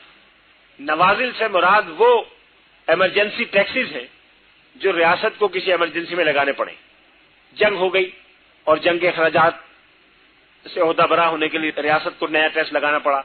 سیلاب آ گیا، جیسا کہ سن 70 میں مشرقی پاکستان میں جب سیلاب آیا تھا، اس میں جنرل یحییٰ خان کی حکومت نے ہر گیلن پیٹرول پر 1 روپے کا اضافہ کیا تھا. وہ آج تک ہم ادا کر رہے ہیں. اس میں سے کتنا بنگالیوں کو ملا کتنا نہیں ملا ہمیں نہیں معلوم، لیکن سن 70 سے لے کے وہ آج تک ہم ادا کر رہے ہیں، اس وقت بھی ادا کر رہے ہیں. جب آپ پیٹرول خریدتے ہیں یا گاڑی میں سفر کرتے ہیں تو آپ کو وہ ٹیکس بھی ادا کرنا پڑتا ہے. اس طرح کے ٹیکسوں کا تو میں نہیں کہہ سکتا، لیکن جہاں واقعی ایمرجنسی ہو اور ٹیکس گورنمنٹ کو لگانا پڑے تو لگانے کی گنجائش ہے اور وہ ٹیکس ادا کرنا لازمی ہوگا. اس کے علاوہ کچھ اخراجات ہیں جو مندوب ہیں، مستحب ہیں، اس کے نظریے میں بھی دولت تقسیم ہوگی. صدقہ نافلہ ہے، قرآن پاک میں صدقے کا حکم ہر جگہ دیا گیا ہے، احادیث میں صدقے کا حکم ہے. ہر مسلمان کے بارے میں آئیڈیل یہ ہے کہ وہ اپنے پاس غیر ضروری دولت جمع نہ کرے اور صدقہ کر دے. رسول اللہ صلی اللہ علیہ وسلم نے کوئی ایک رات ایسی بھی نہیں گزاری کہ آپ کے پاس مال و دولت کا کوئی حصہ موجود ہو. ایک مرتبہ مسجد نبوی میں تشریف فرما تھے اور غالباً رات وہیں گزارنے کا ارادہ تھا عبادت میں. اچانک کوئی چیز یاد آئی تو پریشان ہو کے گھر تشریف لے گئے اور تھوڑی دیر میں واپس آئے. کسی نے پوچھا کیا بات تھی؟ آپ نے فرمایا 2 دینار گھر میں رہ گئے تھے، مجھے یاد نہیں رہا تھا، تو مجھے اللہ کے حضور بڑی ندامت ہوتی کہ میں رات گزاروں اس حال میں کہ میرے گھر میں 2 دینار رکھے ہوں، تو یہ مناسب نہیں تھا، میں جا کے صدقہ کرایا. اصل آئیڈیل تو یہ ہے. اگر کوئی انسان اس آئیڈیل تک پہنچ سکتا ہے تو بہت اونچی بات ہے. پہنچنے والے پہنچتے ہیں، لیکن اگر اس آئیڈیل تک کوئی نہ پہنچ سکے تو جتنا اس کے قریب ہو سکے، جتنا اللہ کے راستے میں صدقہ کر سکے وہ کرنا چاہیے، اور اس کا یہ نتیجہ لازماً ہوگا کہ دولت تقسیم ہوگی. بدل صلح یہ بھی ایک اصطلاح ہے. بدل صلح سے مراد ہے کہ کسی ایسے مقدمے میں، کسی ایسے معاملے میں جس میں انسانوں کا حق غالب ہو، دونوں فریق آپس میں راضی نامہ کر لیں اور ایک فریق دوسرے کو اس راضی نامے کے بدلے کوئی معاوضہ دینے کو تیار ہو جائے تو یہ جائز ہے. اس کی شریعت نے اجازت دی ہے. بدل صلح پیسے کی شکل میں بھی ہو سکتا ہے، جائیداد کی شکل میں بھی ہو سکتا ہے، جائیداد منقولہ بھی ہو سکتی ہے، غیر منقولہ بھی ہو سکتی ہے. لیکن یہ چونکہ واجبی یا لازمی نہیں ہے اس لیے اس کو واجبات میں نہیں رکھا، مستحبات میں رکھا ہے. صلح کرنا چونکہ شریعت میں مستحب ہے، وصلح خیر، اور صلح کی بنیاد اگر کسی معاوضے پر ہو تو وہ بھی جائز ہے بلکہ بہتر ہے. بہترین تو یہ ہے کہ بغیر کسی معاوضے کے صلح کی جائے، لیکن اگر اس کے لیے کوئی تیار نہ ہو تو پھر تھوڑا سا معاوضہ لے کے مصالحت کی جا سکتی ہے، اس کی شریعت میں اجازت ہے. یہ تو وہ بنیادی اصول ہیں جو قرآن پاک اور سنت میں بیان ہوئے ہیں، جن کی پیروی لازماً کرنی چاہیے، جو ہر کاروبار اور ہر تجارت اور ہر لین دین میں موجود ہونے چاہیے. ان کی خلاف ورزی اگر ہوگی تو کاروبار یا لین دین جائز نہیں ہوگا. اس کے علاوہ کچھ چیزیں وہ ہیں جن کی تعداد 15 ہے. 15 چیزیں وہ ہیں جو شریعت نے حرام قرار دی ہیں، اور ان 15 میں سے کسی ایک کی موجودگی میں بھی کاروبار ناجائز ہو سکتا ہے. ان 15 محرمات سے بچتے ہوئے اور ان بنیادی اصولوں کا لحاظ رکھتے ہوئے جو میں نے بیان کیے، جو بھی کاروبار کیا جائے گا وہ جائز ہوگا.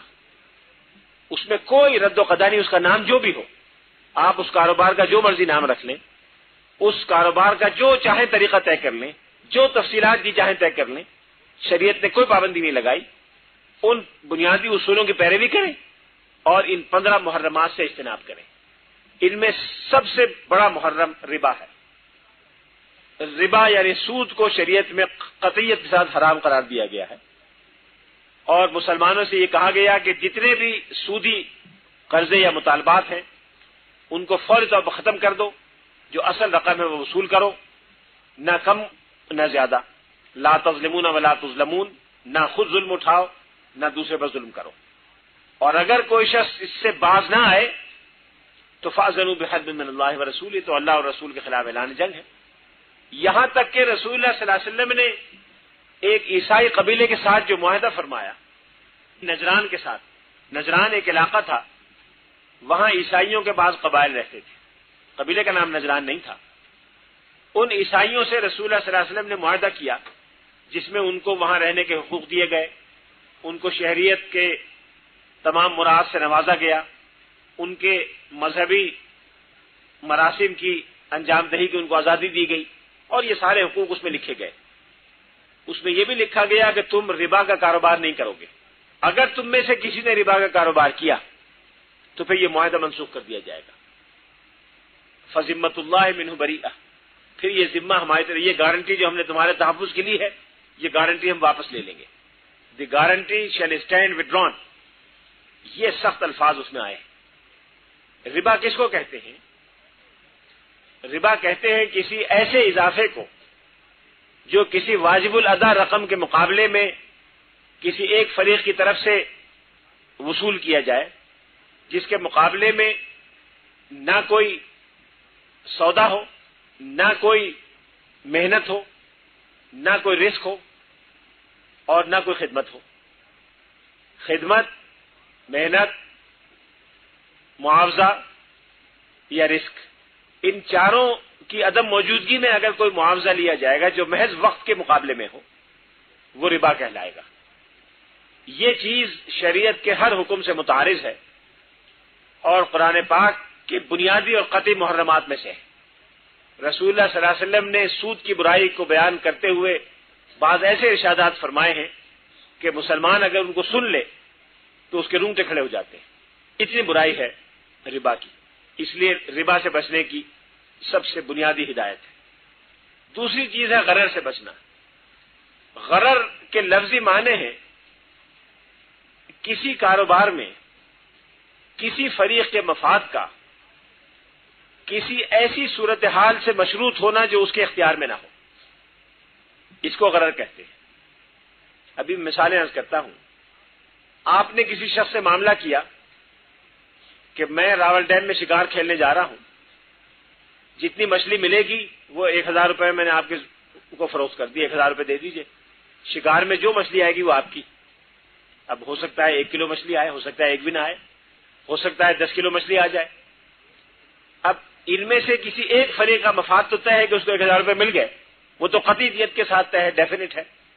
دوسرے کا مفاد متعین نہیں ہے کہ 1 مچھلی ملے گی کہ 10 ملیں گی، جو 10 ملیں گی وہ 10 کلو کی ہوں گی کہ 50 کلو کی ہوں گی۔ یہ غرر ہے، یہ جائز نہیں ہے۔ اس طرح کی جتنی بھی شکلیں کاروبار کی ہیں وہ سب رسول اللہ صلی اللہ علیہ وسلم نے منع فرمائی، اور ان میں سے ایک ایک کر کے ممانعت آئی ہے۔ اس کی مثالیں احادیث میں بہت ہیں۔ مثلا یہ بات کہ آپ کہیں کہ میں شکار کے گولی چلاتا ہوں، یہ جو پرندہ جا رہا ہے یہ میں تمہیں شکار کر کے دے دوں گا، 10 روپے دے دو۔ ہو سکتا ہے پرندے کو آپ کی گولی نہ لگے، ہو سکتا ہے ایک گولی سے 2 پرندے مر جائیں، کچھ نہیں معلوم کہ اس کو کیا ملے گا۔ یہ ساری چیزیں غرر ہیں، اور غرر کی بنیاد پر کوئی کاروبار جائز نہیں ہے۔ انشورنس میں غرر ہوتا ہے، انشورنس کی بہت سی قسموں میں غرر ہوتا ہے۔ آپ نے انشورنس کا پریمیم ادا کیا، یہ تو سب کو معلوم ہے کہ آپ نے کیا ادا کیا، لیکن آپ کو کیا ملے گا اور کب ملے گا یہ معلوم نہیں۔ ممکن ہے کچھ نہ ملے، ممکن ہے بہت کچھ مل جائے کہ جی اگر میں مر گیا تو میرے گھر والوں کو اتنے پیسے ملیں گے، اور اگر نہ مرا تو کچھ نہیں ملے گا، تو یہ تو جائز نہیں ہے۔ یا اگر نہ مرا تو تھوڑا ملے گا، مر گیا تو زیادہ ملے گا۔ اب مرنا نہ مرنا تو میرے اختیار میں نہیں ہے، تو اس لیے یہ چیزیں غرر ہیں اور یہ جائز نہیں ہے۔ تیسری چیز ہے قمار، جس کو جوا کہتے ہیں، کہ کوئی ایسا کاروبار کوئی ایسا کاروبار جس میں ایک آدمی کا نفع دوسرے آدمی کے نقصان کو مستلزم ہو، ایک آدمی کا نفع دوسرے آدمی کے نقصان کو مستلزم ہو. سمجھ میں آ گیا نا؟ 10 آدمیوں نے 100 روپے جمع کیے اور قرآن دازی سے وہ ایک کو مل گیا. 9 آدمیوں کے 10 روپے ضائع ہوئے، لیکن ایک آدمی کو مل گیا. اس آدمی کو جو ملا محض بخت و اتفاق سے ملا، اس کے کاروبار کو، اس کی محنت کو، اس کی مہارت کو کوئی دخل نہیں. جو محروم ہوئے وہ محض بخت و اتفاق سے محروم ہوئے. یہ قمار کہلاتا ہے، یہ شریعت میں حرام ہے. انشورنس کی بعض شکلوں میں قمار بھی پایا جاتا ہے. چوتھی چیز ہے میسر. میسر قمار ہی کی ایک شکل ہے، اور وہ یہ ہے کہ کسی ایک فریق کا نقصان تو نہیں ہے، لیکن جو فائدہ ہوا ہے وہ کسی ایک فریق کو ہوا ہے بغیر کسی حق کے، بغیر کسی حق کے اور بغیر کسی انٹائٹلمنٹ کے، جبکہ اس میں حصہ لیا تھا سب نے یکساں طور پر. یہ بڑی باریک چیز ہے. مثال کے طور پر بعض کمپنیاں یہ کرتی ہیں کہ آپ ہم سے ٹوتھ پیسٹ خریدیں، ہمارے ٹوتھ پیسٹ میں کارڈ نکلے گا، اس پہ نمبر لکھا ہوگا. اگر آپ کا نمبر نکل آئے تو آپ کو گاڑی انعام میں ملے گی یا 1000 روپے انعام میں ملیں گے. یہ میسر ہے. اس لیے کہ جو ٹوتھ پیسٹ خریدا ہے سب نے خریدا ہے یکساں طور پر، اور جب یہ کمپنی گاڑی یا 5 لاکھ روپے دیتی ہے تو مفت نہیں دیتی. اگر بازار میں ٹوتھ پیسٹ 10 روپے کا ملتا ہے وہ 10.5 روپے کا دیتے ہیں. اس لیے وہ جو اضافی آمدنی ہے اتنی زیادہ ہوتی ہے کہ اس کا ایک بہت تھوڑا حصہ وہ انعام میں خرچ کر دیتے ہیں، اور ربا بھی کھاتے ہیں. قمار بھی ہوتا ہے، میسر بھی ہوتا ہے، اور یہ ظلم بھی ہوتا ہے. فرض کیجیے آپ لوگ کہیں کہ نہیں صاحب فلاں ٹوتھ پیسٹ تو اسی قیمت میں ملتا ہے جو مارکیٹ میں ادروائز مل رہا ہو، لیکن اگر بقیہ ٹوتھ پیسٹ کو خریدنے والے ایک دکان میں 10 آدمی روز آتے ہیں، اس کو خریدنے والے 100 آدمی آتے ہیں، تو اس کی سیل بڑھ جاتی ہے. اس نے اس دھوکے سے سیل بڑھا لی، اور اس سیل بڑھنے کے نتیجے میں جو اس کو فائدہ ہوا، اس فائدے کو دوسروں کے ساتھ شیئر کرنے کے بجائے اس نے اس کا ایک تھوڑا حصہ لے کر چند آدمیوں کو انعام دے دیا اور باقی لوگوں کو محروم کر دیا. تو یہ شریعت کے مزاج کے خلاف ہے، عدل و انصاف کے خلاف ہے. یہ میسر کہلاتا ہے. میسر بھی ناجائز ہے، لیکن قمار اس کی بدتر شکل ہے، وہ بڑا درجے کا حرام ہے. میسر کم درجے کا حرام ہے. 5ویں چیز ہے جہالت اور ناواقفی. کوئی ایسی چیز خریدنا یا بیچنا جس کی ماہیت اور نوعیت آپ کو معلوم نہیں ہے وہ جائز نہیں ہے. ایک شخص آپ سے کہے کہ آپ مجھے 1 لاکھ روپے دے دیں، میں یہاں کے لیے آپ کو ڈیسک لا دوں گا، یہ جائز نہیں ہے. یہ کاروبار درست نہیں ہوگا، اس لیے کہ یہ نہیں معلوم کہ وہ جو ڈیسک لا کے دے گا وہ کس طرح کا ہوگا، وہ لکڑی کا ہوگا کہ پلاسٹک کا ہوگا، اچھی لکڑی کا ہوگا کہ بری لکڑی کا، اس پہ اوپر کوئی ریکسین وغیرہ لگا ہوگا کہ نہیں لگا ہوگا. جب تک متعین طور پر یہ نہ بتائے کہ وہ کس شکل کا، کس سائز کا، کس ڈیزائن کا، کس مواد کا، کس مٹیریل کا ڈیسک ہوگا، اس وقت تک اس کی خرید و فروخت جائز نہیں ہے. یہ جہل ہے جس میں کسی ایک فریق کا مفاد انڈیفائنڈ ہو، نامعلوم ہو. 6ٹھی چیز ہے غبن فاحش. غبن فاحش فقہا کی ایک اصطلاح ہے. یہ غبن اردو کا غبن نہیں ہے، اردو میں امبیزلمنٹ کو غبن کہتے ہیں. فقہ کی اصطلاح میں غبن فاحش سے مراد یہ ہے کہ کسی چیز کا کوئی اتنا نفع لینا جو بازار کے نفع سے بہت زیادہ ہو، یعنی ایگزاربیٹنٹ پروفیٹیئرنگ. ایگزاربیٹنٹ پروفیٹیئرنگ جو ہے اس کو غبن فاحش کہتے ہیں. یہ جائز نہیں ہے. غبن فاحش 2 صورتوں میں ہوتا ہے. یا تو دوسرا فریق مجبور ہے، جیسے میں نے ابھی مثال دی تھی کہ ایک شخص مجبور ہے، اس کا کوئی قریبی عزیز کسی مرض میں مبتلا ہے، علاج انگلستان میں ہوگا، 20 لاکھ روپے چاہیے، اور وہ اپنا 30 لاکھ کا مکان 20 لاکھ میں دینے کو تیار ہے. یہ غبن فاحش ہے. بازار میں اس مکان کی قیمت 30 نہیں ہوگی تو 28 یا 29 ہوگی، 31 ہوگی. فرق جتنا ہوتا ہے نارملی اس سے زیادہ اگر لیا جا رہا ہے تو غبن فاحش ہے، اور یہ ناجائز ہے اس شخص کے لیے جو وصول کر رہا ہے پیسہ، چونکہ غبن فاحش پایا جاتا ہے. یا کوئی شخص غبن فاحش کا ارتکاب کرتا ہے دوسرے کی ناواقفیت کی وجہ سے، کہ دوسرے کو نہیں پتا کہ بازار میں مارکیٹ کی قیمت کیا ہے. کوئی باہر سے آیا ہو، اس کو پتا نہ ہو کہ اسلام آباد میں کیا قیمتیں ہیں. آپ بتا دیں کہ جناب یہ قیمت، یہ مکان تو 25 کروڑ میں ملتا ہے، اور 25 کروڑ اس سے لے لیں. بعد میں پتا چلے کہ نہیں 10 کروڑ میں ملتا تھا، تو یہ غبن فاحش ہوگا. 7ویں چیز ہے ضرر.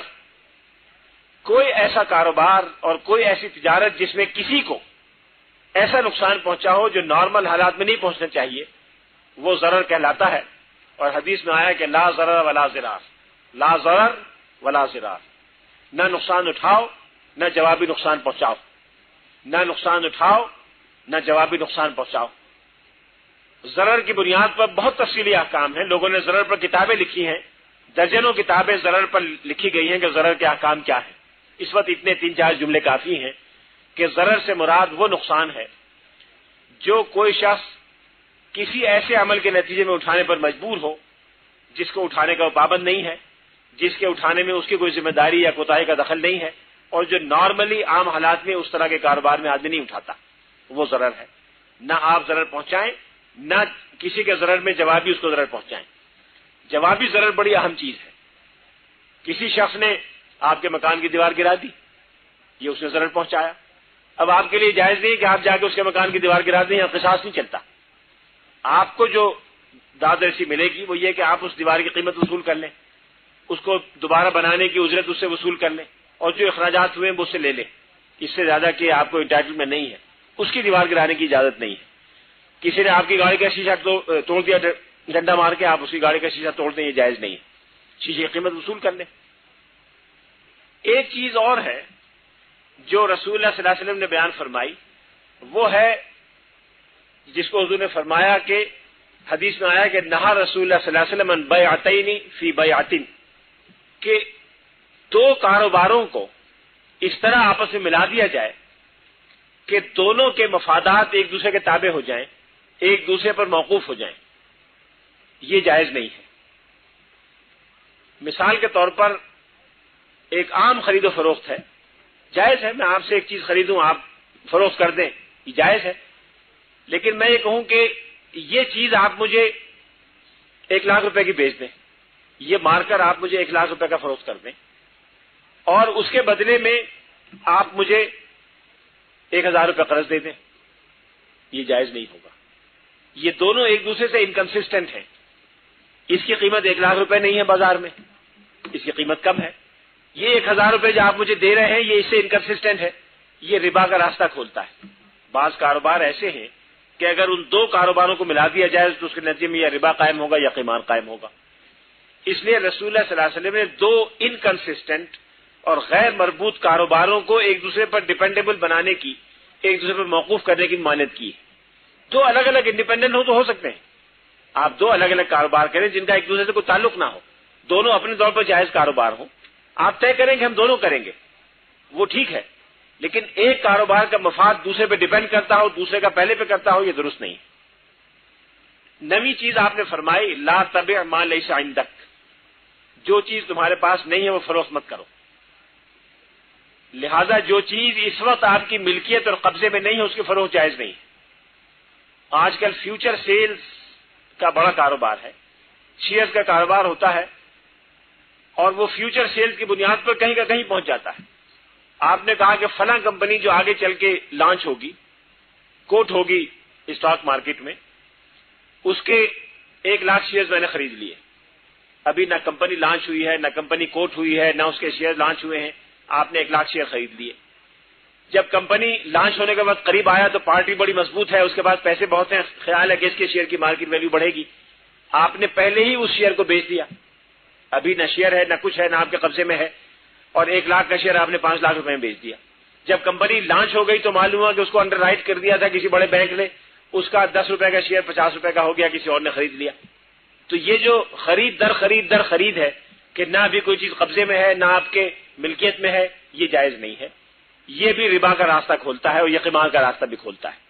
لہذا شریعت نے اس کی ممانعت کی ہے کہ لا تبع ما لیس عندک، جو چیز تمہاری ملکیت اور قبضے میں نہیں ہے اس کی فروخت جائز نہیں.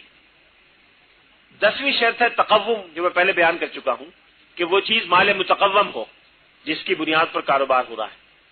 یعنی مسلمان سود کا کاروبار نہیں کرے گا، ربا کا کاروبار نہیں کرے گا، سور کا نہیں کرے گا، شراب کا نہیں کرے گا، اور کسی ناجائز چیز کا کاروبار نہیں کرے گا. 11ویں شرط ہے ملک تام، وہ آپ کی ملکیت تام میں ہو. 12ویں شرط یہ ہے کہ آپ ذخیرہ اندوزی سے بچیں، احتکار نہ ہو. ایسا کاروبار جس کے نتیجے میں ضروریات زندگی ایک جگہ ذخیرہ اندوزی کا شکار ہو جائیں وہ جائز نہیں ہے. حکومت کو اس میں مداخلت کا اختیار ہے، اور اس بے کو روک سکتی ہے۔ 13ویں چیز دھوکہ دینا جائز نہیں ہے، دھوکہ دینا جائز نہیں ہے۔ 14ویں چیز مس ریپرزینٹیشن، جس کو تدلیس کہتے ہیں، وہ جائز نہیں ہے، تدلیس جائز نہیں ہے۔ تدلیس کہتے ہیں کسی چیز کے عیب کو چھپانے کو۔ یہ جو اخباروں میں پڑھتے ہیں نا، انگریزی قانون میں ہے کہ جیسا ہے جہاں ہے کی بنیاد پر مشتری ہوشیار باش کی چیز کھڑی آپ دیکھ لیں، اس میں کوئی عیب ہے تو ہم ذمہ دار نہیں ہیں، یہ شریعت میں جائز نہیں ہے۔ اگر اس میں عیب ہے تو آپ بتائیں، اور اگر کل اس کو عیب پتہ چلا تو واپس کرنے کا اس کو اختیار ہے۔ عیب چھپا کر چیز کو بیچ دینا اور اس کا ذمہ دار مشتری کو قرار دینا، یہ شریعت میں جائز نہیں ہے۔ یہ جو اشتہار چھپتے ہیں سب غلط ہیں، اللیگل ہے۔ کوئی کسی کو اختیار نہیں کہ عیب چھپانے کا حق اپنے پاس رکھے اور دوسرے کو اس عیب دار چیز کو لینے میں مجبور کرے۔ 15ویں شرط ہے خلابہ۔ خلابہ کہتے ہیں کسی ایسے کاروبار کو جو آدمی چاپلوسی یا تیز کلامی کے ذریعے دوسرے کو متاثر کر دے۔ بعض اوقات لوگ اتنے چال باز ہوتے ہیں اور اتنے زوراور ہوتے ہیں کہ اچھے خاصے سیدھے سادے آدمی کو متاثر کر دیتے ہیں، اس کو خلابہ کہتے ہیں۔ یعنی ایک سادہ لو آدمی دوسرے کی چکنی چپڑی باتوں سے متاثر ہو جائے اور متاثر ہو کے کوئی چیز لے لے یا خرید لے یا اپنا پیسہ ضائع کر دے، اس کو خلابہ کہتے ہیں۔ ایک حدیث ہے جس میں ایک صحابی تھے، ان کا نام کیا تھا میرے ذہن سے نکل گیا، انہوں نے جا کے رسول اللہ صلی اللہ علیہ وسلم سے عرض کیا، یا رسول اللہ میں تو سیدھا سادہ آدمی ہوں، میں بازار میں جاتا ہوں تو بعض لوگ بہت زور شور سے اپنے کاروبار کا فائدہ بتاتے ہیں، خوبی بتاتے ہیں، میں خرید لیتا ہوں، گھر آ کے پتہ چلتا ہے کہ یہ تو دھوکہ ہو گیا، میرے ساتھ زیادتی ہو گئی، تو مجھے کیا کرنا چاہیے؟ آپ نے فرمایا کہ جب تم آئندہ خرید و فروخت کرو تو یہ کہو کہ لا خلابۃ ولی الخیار ثلاثۃ ایام، یہ حدیث کے الفاظ ہیں کہ میں کسی دھوکے سے متاثر نہیں ہوں گا اور مجھے 3 دن تک اس معاملے میں حتمی فیصلہ کرنے کا اختیار ہوگا۔ اگر میں چاہوں گا تو 3 دن کے اندر اندر اس کو واپس کر دوں گا اور اپنی قیمت وصول کر لوں گا، اور اگر چاہوں گا تو 3 دن کے بعد اسے کنفرم کر دوں گا۔ اس سے وہ اصول نکلا جسے فقہاء اسلام خیار کے لفظ سے تعبیر کرتے ہیں، یعنی آپشنز۔ یہ آپشنز ہیں جو بہت سارے قسموں کے ہیں۔ اس طرح کا آپشن ہر شخص کو رکھنے کا اختیار ہے ان تفصیلی شرائط کے ساتھ جو فقہ کتابوں میں بیان ہوئی ہیں، جن میں سے خیار شرط ہے جس کی مثال میں نے یہ دی، ایک خیار عیب ہے کہ اگر کوئی عیب نکلا تو 3 دن تک اختیار ہے، ایک خیار رویت ہے کہ اگر آپ نے بغیر دیکھے خرید لی، کراچی میں کسی سے معاملہ کر لیا کہ مکان خرید لو اور ابھی پیسے بھی ادا کر دیے، آپ کو اختیار ہے کہ دیکھنے کے بعد اس کو ریووک کر سکتے ہیں، یہ خیار رویت کہلاتا ہے۔ خیار مجلس ہے کہ ایک مجلس میں معاملہ ہوا، جب تک آپ وہاں ہیں اس وقت تک آپ اس پہ نظرثانی کر سکتے ہیں۔ خیار تعیین ہے کہ آپ نے کسی اسٹور میں جا کر 3 گاڑیاں کھڑی ہوئی تھی مرسیڈیز، ایک کا معاملہ کر لیا کہ ایک پیسے دے دیے، اب ان میں سے کون سی آپ کی ہے یہ آپ کو اختیار ہے، وہ نہیں کہہ سکتے کہ آپ یہ والی لیں یہ والی نہ لیں۔ اگر اس وقت تک کوئی تعین نہیں ہوا تھا اور ایک طرح کی ساری چیزیں ہیں تو اس کو اختیار نہیں پہنچتا کہ کوئی ایک خاص چیز آپ پہ امپوز کرے، یہ چوز کرنے کا اختیار آپ کو ہے، اس کو خیار تعین کہتے ہیں۔ ایک خیار نقد ہے کہ خرید و فروخت میں یہ طے ہوا تھا کہ ایک چیز آپ خرید لیں اور اس علاقے میں ایک سے زائد سکہ چلتا ہے، مثلا بعض ملکوں میں ڈالر بھی چلتا ہے اور اپنا سکہ بھی چلتا ہے، ہمارے یہاں بلوچستان کے بعض علاقوں میں ایرانی کرنسی بھی چلتی ہے اور پاکستانی کرنسی بھی چلتی ہے، افغانستان کے بیشتر علاقوں میں پاکستانی روپیہ بھی چلتا ہے اور افغانی سکہ بھی چلتا ہے اور ڈالر بھی چلتا ہے، تو وہاں فریقین کو اختیار ہے کہ یہ طے کریں کہ کون سا سکہ ہے، اور یہ بات ان کو اتھارٹی حاصل ہے کہ وہ طے کریں۔ یہ چند مختصر ترین احکام ہیں جو شریعت نے تجارت اور معیشت کے بارے میں دیے ہیں، ان میں سے ہر ایک کا میں نے محض عنوان کے طور پہ ذکر کیا ہے۔ یہ جو خیارات میں نے بتائے ہیں ان میں سے ہر خیار پر الگ الگ کتابیں لوگوں نے لکھی ہیں، خیار شرط پر الگ کتاب، خیار عیب پر الگ کتاب۔ اس سے اندازہ ہوگا کہ یہ کتنا وسیع علم ہے اور فقہاء اسلام نے پچھلے 14 سال میں اس پہ کتنا غور کیا ہے۔ یہ سوالات ہیں۔ ہاؤسنگ اسکیم کے پلاٹ کے الاٹمنٹ تعمیر سے قبل ہی فروخت ہونے لگتے ہیں، بلکہ لوگ آگے سے آگے وہ فارم فروخت کرتے ہیں، کیا یہ درست نہیں ہے؟ اگر کسی ہاؤسنگ اسکیم میں پلاٹنگ ہو گئی ہے اور وہ پلاٹنگ ہونے کے بعد آپ کے نام کوئی متعین پلاٹ الاٹ ہو گیا ہے اور اس کے کاغذات آپ کو مل گئے ہیں تو یہ ملکیت کے مترادف ہے، اس کی فروخت ہو سکتی ہے۔ لیکن اگر بھی وہاں پلاٹنگ نہیں ہوئی اور متعین نہیں ہوا تو اس کی آگے فروخت جائز نہیں ہے۔ مثال کے طور پر ہمارے یہاں انٹرنیشنل اسلامک یونیورسٹی میں ایک سوسائٹی بنی تھی جو ادھر بحریہ ٹاؤن کے قریب کہیں زمین متعین ہے کہ یہاں اور یہاں اور یہاں زمینیں ہوں گی، اس کے قسطیں بھی لوگوں نے دے دی ہیں، لیکن ابھی انہوں نے پلاٹنگ کر کے یہ متعین نہیں کیا کہ یہ حصہ اسلامی یونیورسٹی کا ہے اور اس میں سے یہ حصہ فلاں آدمی کا ہے، یہ فلاں آدمی کا ہے۔ اس وقت تک بیچنا جائز نہیں ہے، اس لیے کہ نہ میری ملکیت میں وہ متعین زمین آئی ہے اور نہ ابھی میرے قبضے میں اس کے کاغذات آئے ہیں۔ جب میرا حصہ متعین ہو جائے کہ یہ پلاٹ نمبر 110 یہ میرا ہے اور اس کی فائل میرے ہاتھ میں آ جائے تو وہ بیچنا جائز ہے، اس لیے کہ کاغذات کا قبضے میں آنا پلاٹ کے قبضے میں آنے کے مترادف ہے۔ پلاٹ کے گلے میں تو آپ زنجیر باندھ کے نہیں رکھیں گی، پلاٹ تو اٹھا کے لا کے الماری میں نہیں رکھیں گی۔ پلاٹ کا قبضہ اس کے کاغذات پر قبضے سے سمجھا جاتا ہے، یا تو اس کے دستاویزات آپ کے ہاتھ میں آ گئی یا آپ نے وہاں اپنے چوکیدار متعین کر دیا، دیوار بنا دی، دونوں صورتوں میں سمجھا جائے گا کہ آپ کا قبضہ اس پلاٹ پر مکمل ہو گیا۔ ناجائز تجارتوں کی اقسام میں پرائز بانڈ کی زمرے میں آتے ہیں۔ پرائز بانڈ میں قمار بھی ہے، ربا بھی ہے اور میسر تو لازمن ہے۔ بینک یا مختلف کمپنیوں سے جو شیئر خریدے جاتے ہیں کیا وہ جائز ہیں؟ شیئر خریدے جانے کی 3 شرائط ہیں، وہ آپ یاد رکھیں۔ اگر یہ 3 شرطیں ہیں تو شیئر خریدنا جائز ہے اور 3 شرطیں نہیں ہیں تو شیئر خریدنا جائز نہیں ہے۔ پہلی شرط یہ ہے کہ جس کمپنی کے شیئر خریدے جا رہے ہیں وہ کمپنی جائز کاروبار کر رہی ہو۔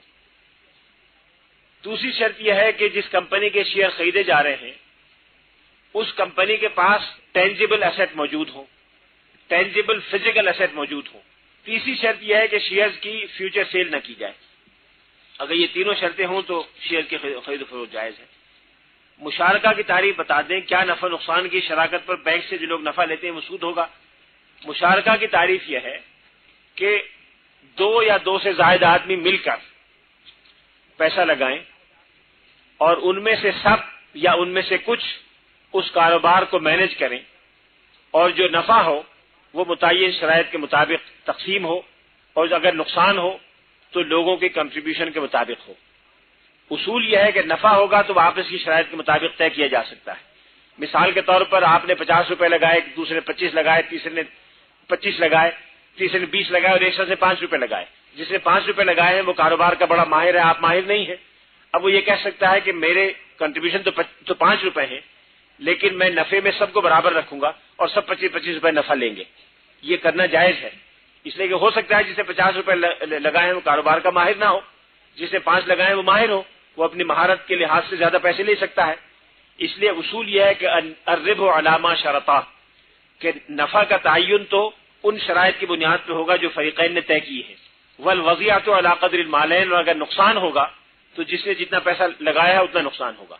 جس نے 5% لگایا اس کا 5%، جس نے 25 لگایا اس کا 25۔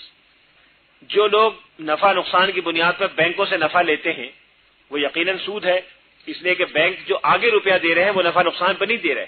بینک اگر آگے بھی نفع نقصان پہ دے رہا ہو تو ٹھیک ہے، لیکن بینک یہ کرتے ہیں کہ آپ سے روپیہ لے کے جمع کر لیا، اس کے بعد آگے اس روپے کو سود پر دیا، مثلا 10% پر، 10% سود پہ جب بینک لے گا تو آپ کو 5% دے دے گا، 5% خود رکھے گا۔ یہ بینکوں کا کاروبار ہے، لیکن اگر بینک آگے نفع نقصان کی بنیاد پہ دے رہا ہو تو وہ جائز ہے۔ لہذا جو اسلامک بینکاری کر رہے ہیں ان میں آپ پیسہ لگا سکتی ہیں، اور جو ٹریڈیشنل یا کمرشل بینک ہیں ان میں سے کچھ بینکوں نے اسلامک سبسڈی شروع کر رکھی ہیں، وہ جائز ہیں۔ یہ آپ کو الگ الگ چیک کرنا پڑے گا فرام کیس ٹو کیس۔ ایک سوال ہے کہ کیا انشورنس ناجائز ہے؟ انشورنس میں جو کوآپریٹو انشورنس ہے اس کی بیشتر شکلیں جائز ہیں، جو دوسرا انشورنس ہے اس کی بیشتر شکلیں ناجائز ہیں، لیکن سب انشورنس کی قسموں کو ناجائز یا سب کو جائز نہیں کہا جا سکتا، آپ کو الگ الگ پوچھنا پڑے گا۔ کوآپریٹو انشورنس کی اکثر قسمیں جائز ہیں اور جو دوسرا انشورنس ہے اس کی اکثر قسمیں ناجائز ہیں۔ اگر کسی زمین پر کسی کا ناجائز قبضہ ہو تو کیا اس کو اس شخص کے ساتھ اگلے شخص کو فروخت کیا جا سکتا ہے کہ وہ قبضہ خود چھڑا لے اور اتنی رقم قیمت میں سے کم کر دی جائے؟ میں یقین کے ساتھ نہیں کہہ سکتا، میرے خیال میں یہ جائز نہیں ہے۔ اس میں یہ کیا جا سکتا ہے کہ پہلے آپ اس شخص کو قبضہ چھڑانے میں اپنا وکیل بنا دیں، کہ وہ آپ کا وکیل بن جائے، آپ اس سے وعدہ کر لیں کہ آپ اسے فروخت کر دیں گے یہ زمین، اور اس کو اپنا وکیل بنا دیں کہ وہ قبضہ چھڑا لے، اور جب قبضہ چھڑا لے تو آپ اسے فروخت کر دیں۔ یہ شکل زیادہ بہتر معلوم ہوتی ہے۔ اس کے بارے میں نہیں کہہ سکتا کہ یہ جائز ہے کہ ناجائز ہے، مجھے اس میں تامل معلوم ہوتا ہے۔ کیا اسٹاک ایکسچینج کا کاروبار کیا جا سکتا ہے؟ ابھی میں وضاحت کر چکا ہوں، اسٹاک ایکسچینج میں جو لسٹڈ کمپنیز ہیں یا کوٹڈ شیئرز ہیں وہ 29 شرائط کے ساتھ جائز ہے۔ ہمارے بینکاری نظام میں ربا کی نشاندہی کر دیں، کس طرح اس سے بچا جا سکتا ہے؟ ربا کی نشاندہی تو میں نے کر دی، یا تو اپنا روپیہ آپ کرنٹ اکاؤنٹ میں رکھیں، کرنٹ اکاؤنٹ میں ربا نہیں ہے، کرنٹ اکاؤنٹ میں روپیہ رکھا جا سکتا ہے۔ کرنٹ اکاؤنٹ میں نہ رکھنا چاہیں، سیف ڈپازٹ میں لے جا کے کیش رکھ دیں، وہاں سے لے آئیں۔ سیف ڈپازٹ بھی خریدنا جائز ہے، اس کا کرائے پہ لینا بھی جائز ہے۔ اگر یہ دونوں چیزیں ممکن نہ ہوں تو آپ کے قرب و جوار میں کوئی اسلامک بینک کی برانچ اور کئی بینکنگ کی برانچیں کھل گئی ہیں اور وہاں روپیہ رکھیں۔ یہ بھی ممکن نہ ہو تو کم از کم اتنا ضرور کریں کہ پی ایل ایس اکاؤنٹ میں رکھیں۔ اگرچہ پی ایل ایس اکاؤنٹ میں بھی بڑے اعتراضات ہیں، لیکن کم از کم وہ بقیہ چیزوں سے بہتر ہے۔ جن بینکوں میں فکس ڈپازٹ رقم کرائی جا سکتی ہے، اس کا منافع جائز ہے کہ ناجائز ہے؟ میرے خیال میں تو ناجائز ہے، یہ ربا کی ایک شکل ہے۔ کیا انشورنس کرنا اور کرانا غلط اور ناجائز ہے؟ میں نے بتا دیا کہ اس کی بیشتر شکلیں روایتی انشورنس کی ناجائز ہیں، کوآپریٹو انشورنس کی بیشتر شکلیں جائز ہیں۔ یہ ہر شکل کے بارے میں الگ الگ سوال کرنا چاہیے۔ بازار میں جو اسکیمیں نکلتی ہیں، جیسے کہ آپ نے مثال دی، اور کوئی شخص وہ پروڈکٹ خریدتا ہے جس پر انعام ہے، لیکن نہ تو کوپن بھرتا ہے، نہ اسکیم میں حصہ لیتا ہے اور نہ ہی لینا چاہتا ہے، میرے خیال میں جائز ہے آپ لیں۔ آپ اپنی چیز خریدتی ہیں، آپ کو اس خاص کموڈٹی سے دلچسپی ہے، آپ خرید لیں، اس میں غالباً کو قباحت نہیں معلوم ہوتی۔ کچھ لوگوں کو کہتے سنا ہے کہ لوڈو کھیلنا بھی جوئے کی، نہیں، لوڈو کھیلنا جوئے کی شکل نہیں ہے۔ اگر اسے پیسہ لگایا ہے تو پھر جوئے کی شکل بنے گی، پیسہ نہیں ہے تو کوئی کھیل بھی جوا نہیں ہے۔ جو کھیل کھیلنا چاہیں، وہ جسمانی کھیل ہو، عقلی ہو، ذہنی ہو، اگر اس میں یہ نہیں لگایا کہ دونوں فریقیں پیسہ رکھ دیں اور جو جیت جائے وہ پیسہ لے لے اور جو ہار جائے وہ تاوان دے، وہ ربا ہو جائے گا، وہ قمار یا جوا ہو جائے گا۔ لیکن اگر ایسا نہیں ہے تو جائز ہے۔ Is medical insurance allowed? Medical insurance کا بھی وہی اصول ہے کہ اگر اس میں یہ تینوں چیزیں پائی جاتی ہیں تو وہ جائز نہیں ہوگا، اور اگر نہیں پائی جاتی تو جائز ہوگا۔ وراثت کی تقسیم جب ہوتی ہے تو اس وقت تو سربراہ فوت ہو چکا ہوتا ہے، تو بعد والے مال و دولت تقسیم کرتے ہیں اولاد میں، تو سزا پھر فوت ہونے والے کو کیوں ہوگی؟ نہیں، فوت ہونے والے کو سزا نہیں ہوگی۔ یہ کس نے کہا؟ یہ تو فوت ہونے والا تو چلا گیا۔ اگر ورثاء نے یا کسی ایک شخص نے وراثت کو شریعت کے احکام کے مطابق تقسیم نہیں ہونے دیا، کسی بھی شخص نے، تو اس کو سزا ملے گی، مرنے والے کو کوئی سزا نہیں ملے گی۔ آپ نے فرمایا کہ اس کمپنی کے شیئر کی فروخت جو ابھی لانچ نہیں ہوئی جائز نہیں، کیا وہ کمپنی جو چل رہی ہو اور اس کی مارکیٹ اسٹیٹ سب کو معلوم ہو، کیا اس میں شیئر ہولڈر ہو سکتے ہیں؟ نہیں، میں نے یہ کہا ہے کہ اگر کوئی کمپنی ابھی لانچ ہوئی ہے اور اس کے پاس صرف لیکوئڈیٹی ہے، ٹینجیبل ایسیٹس نہیں ہے، اس کے شیئر خریدنے کے معنی یہ ہے کہ آپ زر کی خرید و فروخت زر کے ساتھ کر رہی ہیں، جو شریعت میں جائز نہیں ہے۔ شریعت میں روپے پیسے کی خرید و فروخت روپے پیسے کے ساتھ صرف اس صورت میں جائز ہے جب آن دی اسپاٹ ہو اور ایکول ٹو ایکول ہو۔ یدم بیدن مثلم بمثل حدیث میں آیا ہے، یدم بیدن ہاتھ در ہاتھ ہو، مثلم بمثل برابر سرابر ہو۔ اس لیے اگر اس میں ہاتھ در ہاتھ نہ ہو یا برابر سرابر نہ ہو تو جائز نہیں ہے۔ تو اگر آپ کسی کمپنی کا شیئر پار ویلیو پہ خرید رہی ہیں تو پار ویلیو پہ خریدنا بالکل جائز ہے، ہر صورت میں ہو سکتا ہے بشرطے کہ جائز کاروبار ہو۔ لیکن اگر اس کے ٹینجیبل ایسیٹ نہیں ہے تو اس کو پار ویلیو کے علاوہ نہیں خریدا جا سکتا، اس لیے کہ پار ویلیو پر نہ خریدنے کے معنی یہ ہے کہ آپ 10 روپے کی چیز 10 روپے 6 روپے میں لے رہی ہیں یا 10 روپے 12 روپے میں لے رہی ہیں، دونوں صورتوں میں جائز نہیں ہے۔ کلیئر ہو گئی نا بات؟ اگر ہم مکان کرائے پر دیتے ہیں تو ہر ماہ بغیر محنت کے اس کا کرایہ وصول کرتے ہیں، پھر مکان ویسے کا ویسے ہمیں واپس مل جاتا ہے۔ اس طرح بینک میں، آپ نے میری بات غور سے نہیں سنی، میں نے 2 مرتبہ اس کو واضح کیا تھا۔ اسی طرح بینک میں جب ہم پیسے جمع کراتے ہیں ہر ماہ لے لیتے ہیں، وقت آنے پر پوری کی پوری رقم ہمیں مل جاتی ہے۔ عجیب بات ہے، یا تو مجھے اردو نہیں آتی یا آپ کو نہیں آتی۔ میں نے کہا تھا کہ جب آپ کسی کو کوئی شخص کسی کو کوئی چیز دیتے ہیں تو وہ چیز 2 میں سے کوئی ایک طرح کی ہوگی، یا تو وہ ہوگی کہ جو آپ کو وہی چیز، the same unit, the same item, the same identity, وہ آپ کو واپس مل جائے گی۔ جیسے میں نے مثال دی تھی قلم کی، گلاس کی، کتاب کی، گاڑی کی، بائسکل کی، یہ چیزیں آپ کو مل جائیں گی واپس۔ کچھ چیزیں وہ ہیں جو آپ کو واپس نہیں ملیں گی، اس نے کنزیوم کر کے ختم کر دی، وہ اس جیسی آپ کو واپس دے گا، وہ واپس نہیں دے گا۔ اس میں اور اس جیسی میں بڑا فرق ہے، زمین آسمان کا فرق ہے۔ جب آپ نے مکان کرائے پہ دیا تو وہی مکان آپ کو مل گیا، کوئی اور مکان نہیں ملا۔ یہ نہیں تھا کہ اس نے F8 میں مکان آپ نے اس کو کرائے پہ دیا اور جب کرایہ دار نے خالی کیا تو F10 والا مکان آپ کو دے دیا، یہ کرایہ داری نہیں ہوتی۔ لیکن جب آپ نے چینی اس کو دی یا پیسہ دیا تو وہ چینی یا وہ پیسہ آپ کو واپس نہیں ملے گا، وہ تو خرچ ہو گیا، چلا گیا، پتہ نہیں کہاں گیا وہ نوٹ جو آپ نے اس کو دیا تھا، وہ اماؤنٹ تو ختم ہو گئی۔ اس جیسی رقم وہ آپ کو دے گا، اتنی رقم آپ کو دے گا، وہ رقم نہیں واپس کرے گا۔ اس لیے دونوں میں زمین آسمان کا فرق ہے، دونوں پہ ایک حکم نہیں ہو سکتا۔ کیا اسٹاک میں انویسٹ کرنا حرام ہے؟ بتا چکا ہوں، اسٹاک اگر جائز کاروبار ہے اور اس کے ایسیٹس ٹینجیبل ہیں اور اس میں فیوچر سیل نہیں ہے تو جائز ہے۔ پاکستان میں کون سے بینک سود سے پاک ہیں؟ میرے خیال میں ابھی تک تو میزان بینک ہے جو سود سے پاک ہے، کچھ اور آنے والے ہیں۔ اسلامک فائنینشیل سسٹم کی تعلیم کہاں سے حاصل کی جا سکتی ہے؟ ہم نے اپنے یہاں انٹرنیشنل اسلامک یونیورسٹی میں ایک اسلامک بینکنگ اینڈ فائنانس کا ڈپارٹمنٹ شروع کیا ہے جس میں ایم ایس سی ہوتا ہے، آپ چاہیں تو اس میں آ کے ایم ایس سی کر لیں۔ میں نے اپنے چھوٹے بیٹے کے لیے ڈیفنس سرٹیفکیٹ 10 برس کے لیے خرید رکھے ہیں، کیا وہ جائز ہیں؟ افسوس یہ کہ وہ جائز نہیں ہیں۔ بہتر یہ ہوتا ہے کہ آپ کوئی مکان خرید کے کرائے پہ دے دیتی، آپ کے مکان کی ویلیو اپریشیٹ ہوتی رہتی اور آپ کو کرایہ ملتا رہتا۔ مکان نہیں آ سکتا، کوئی دکان خرید لیں۔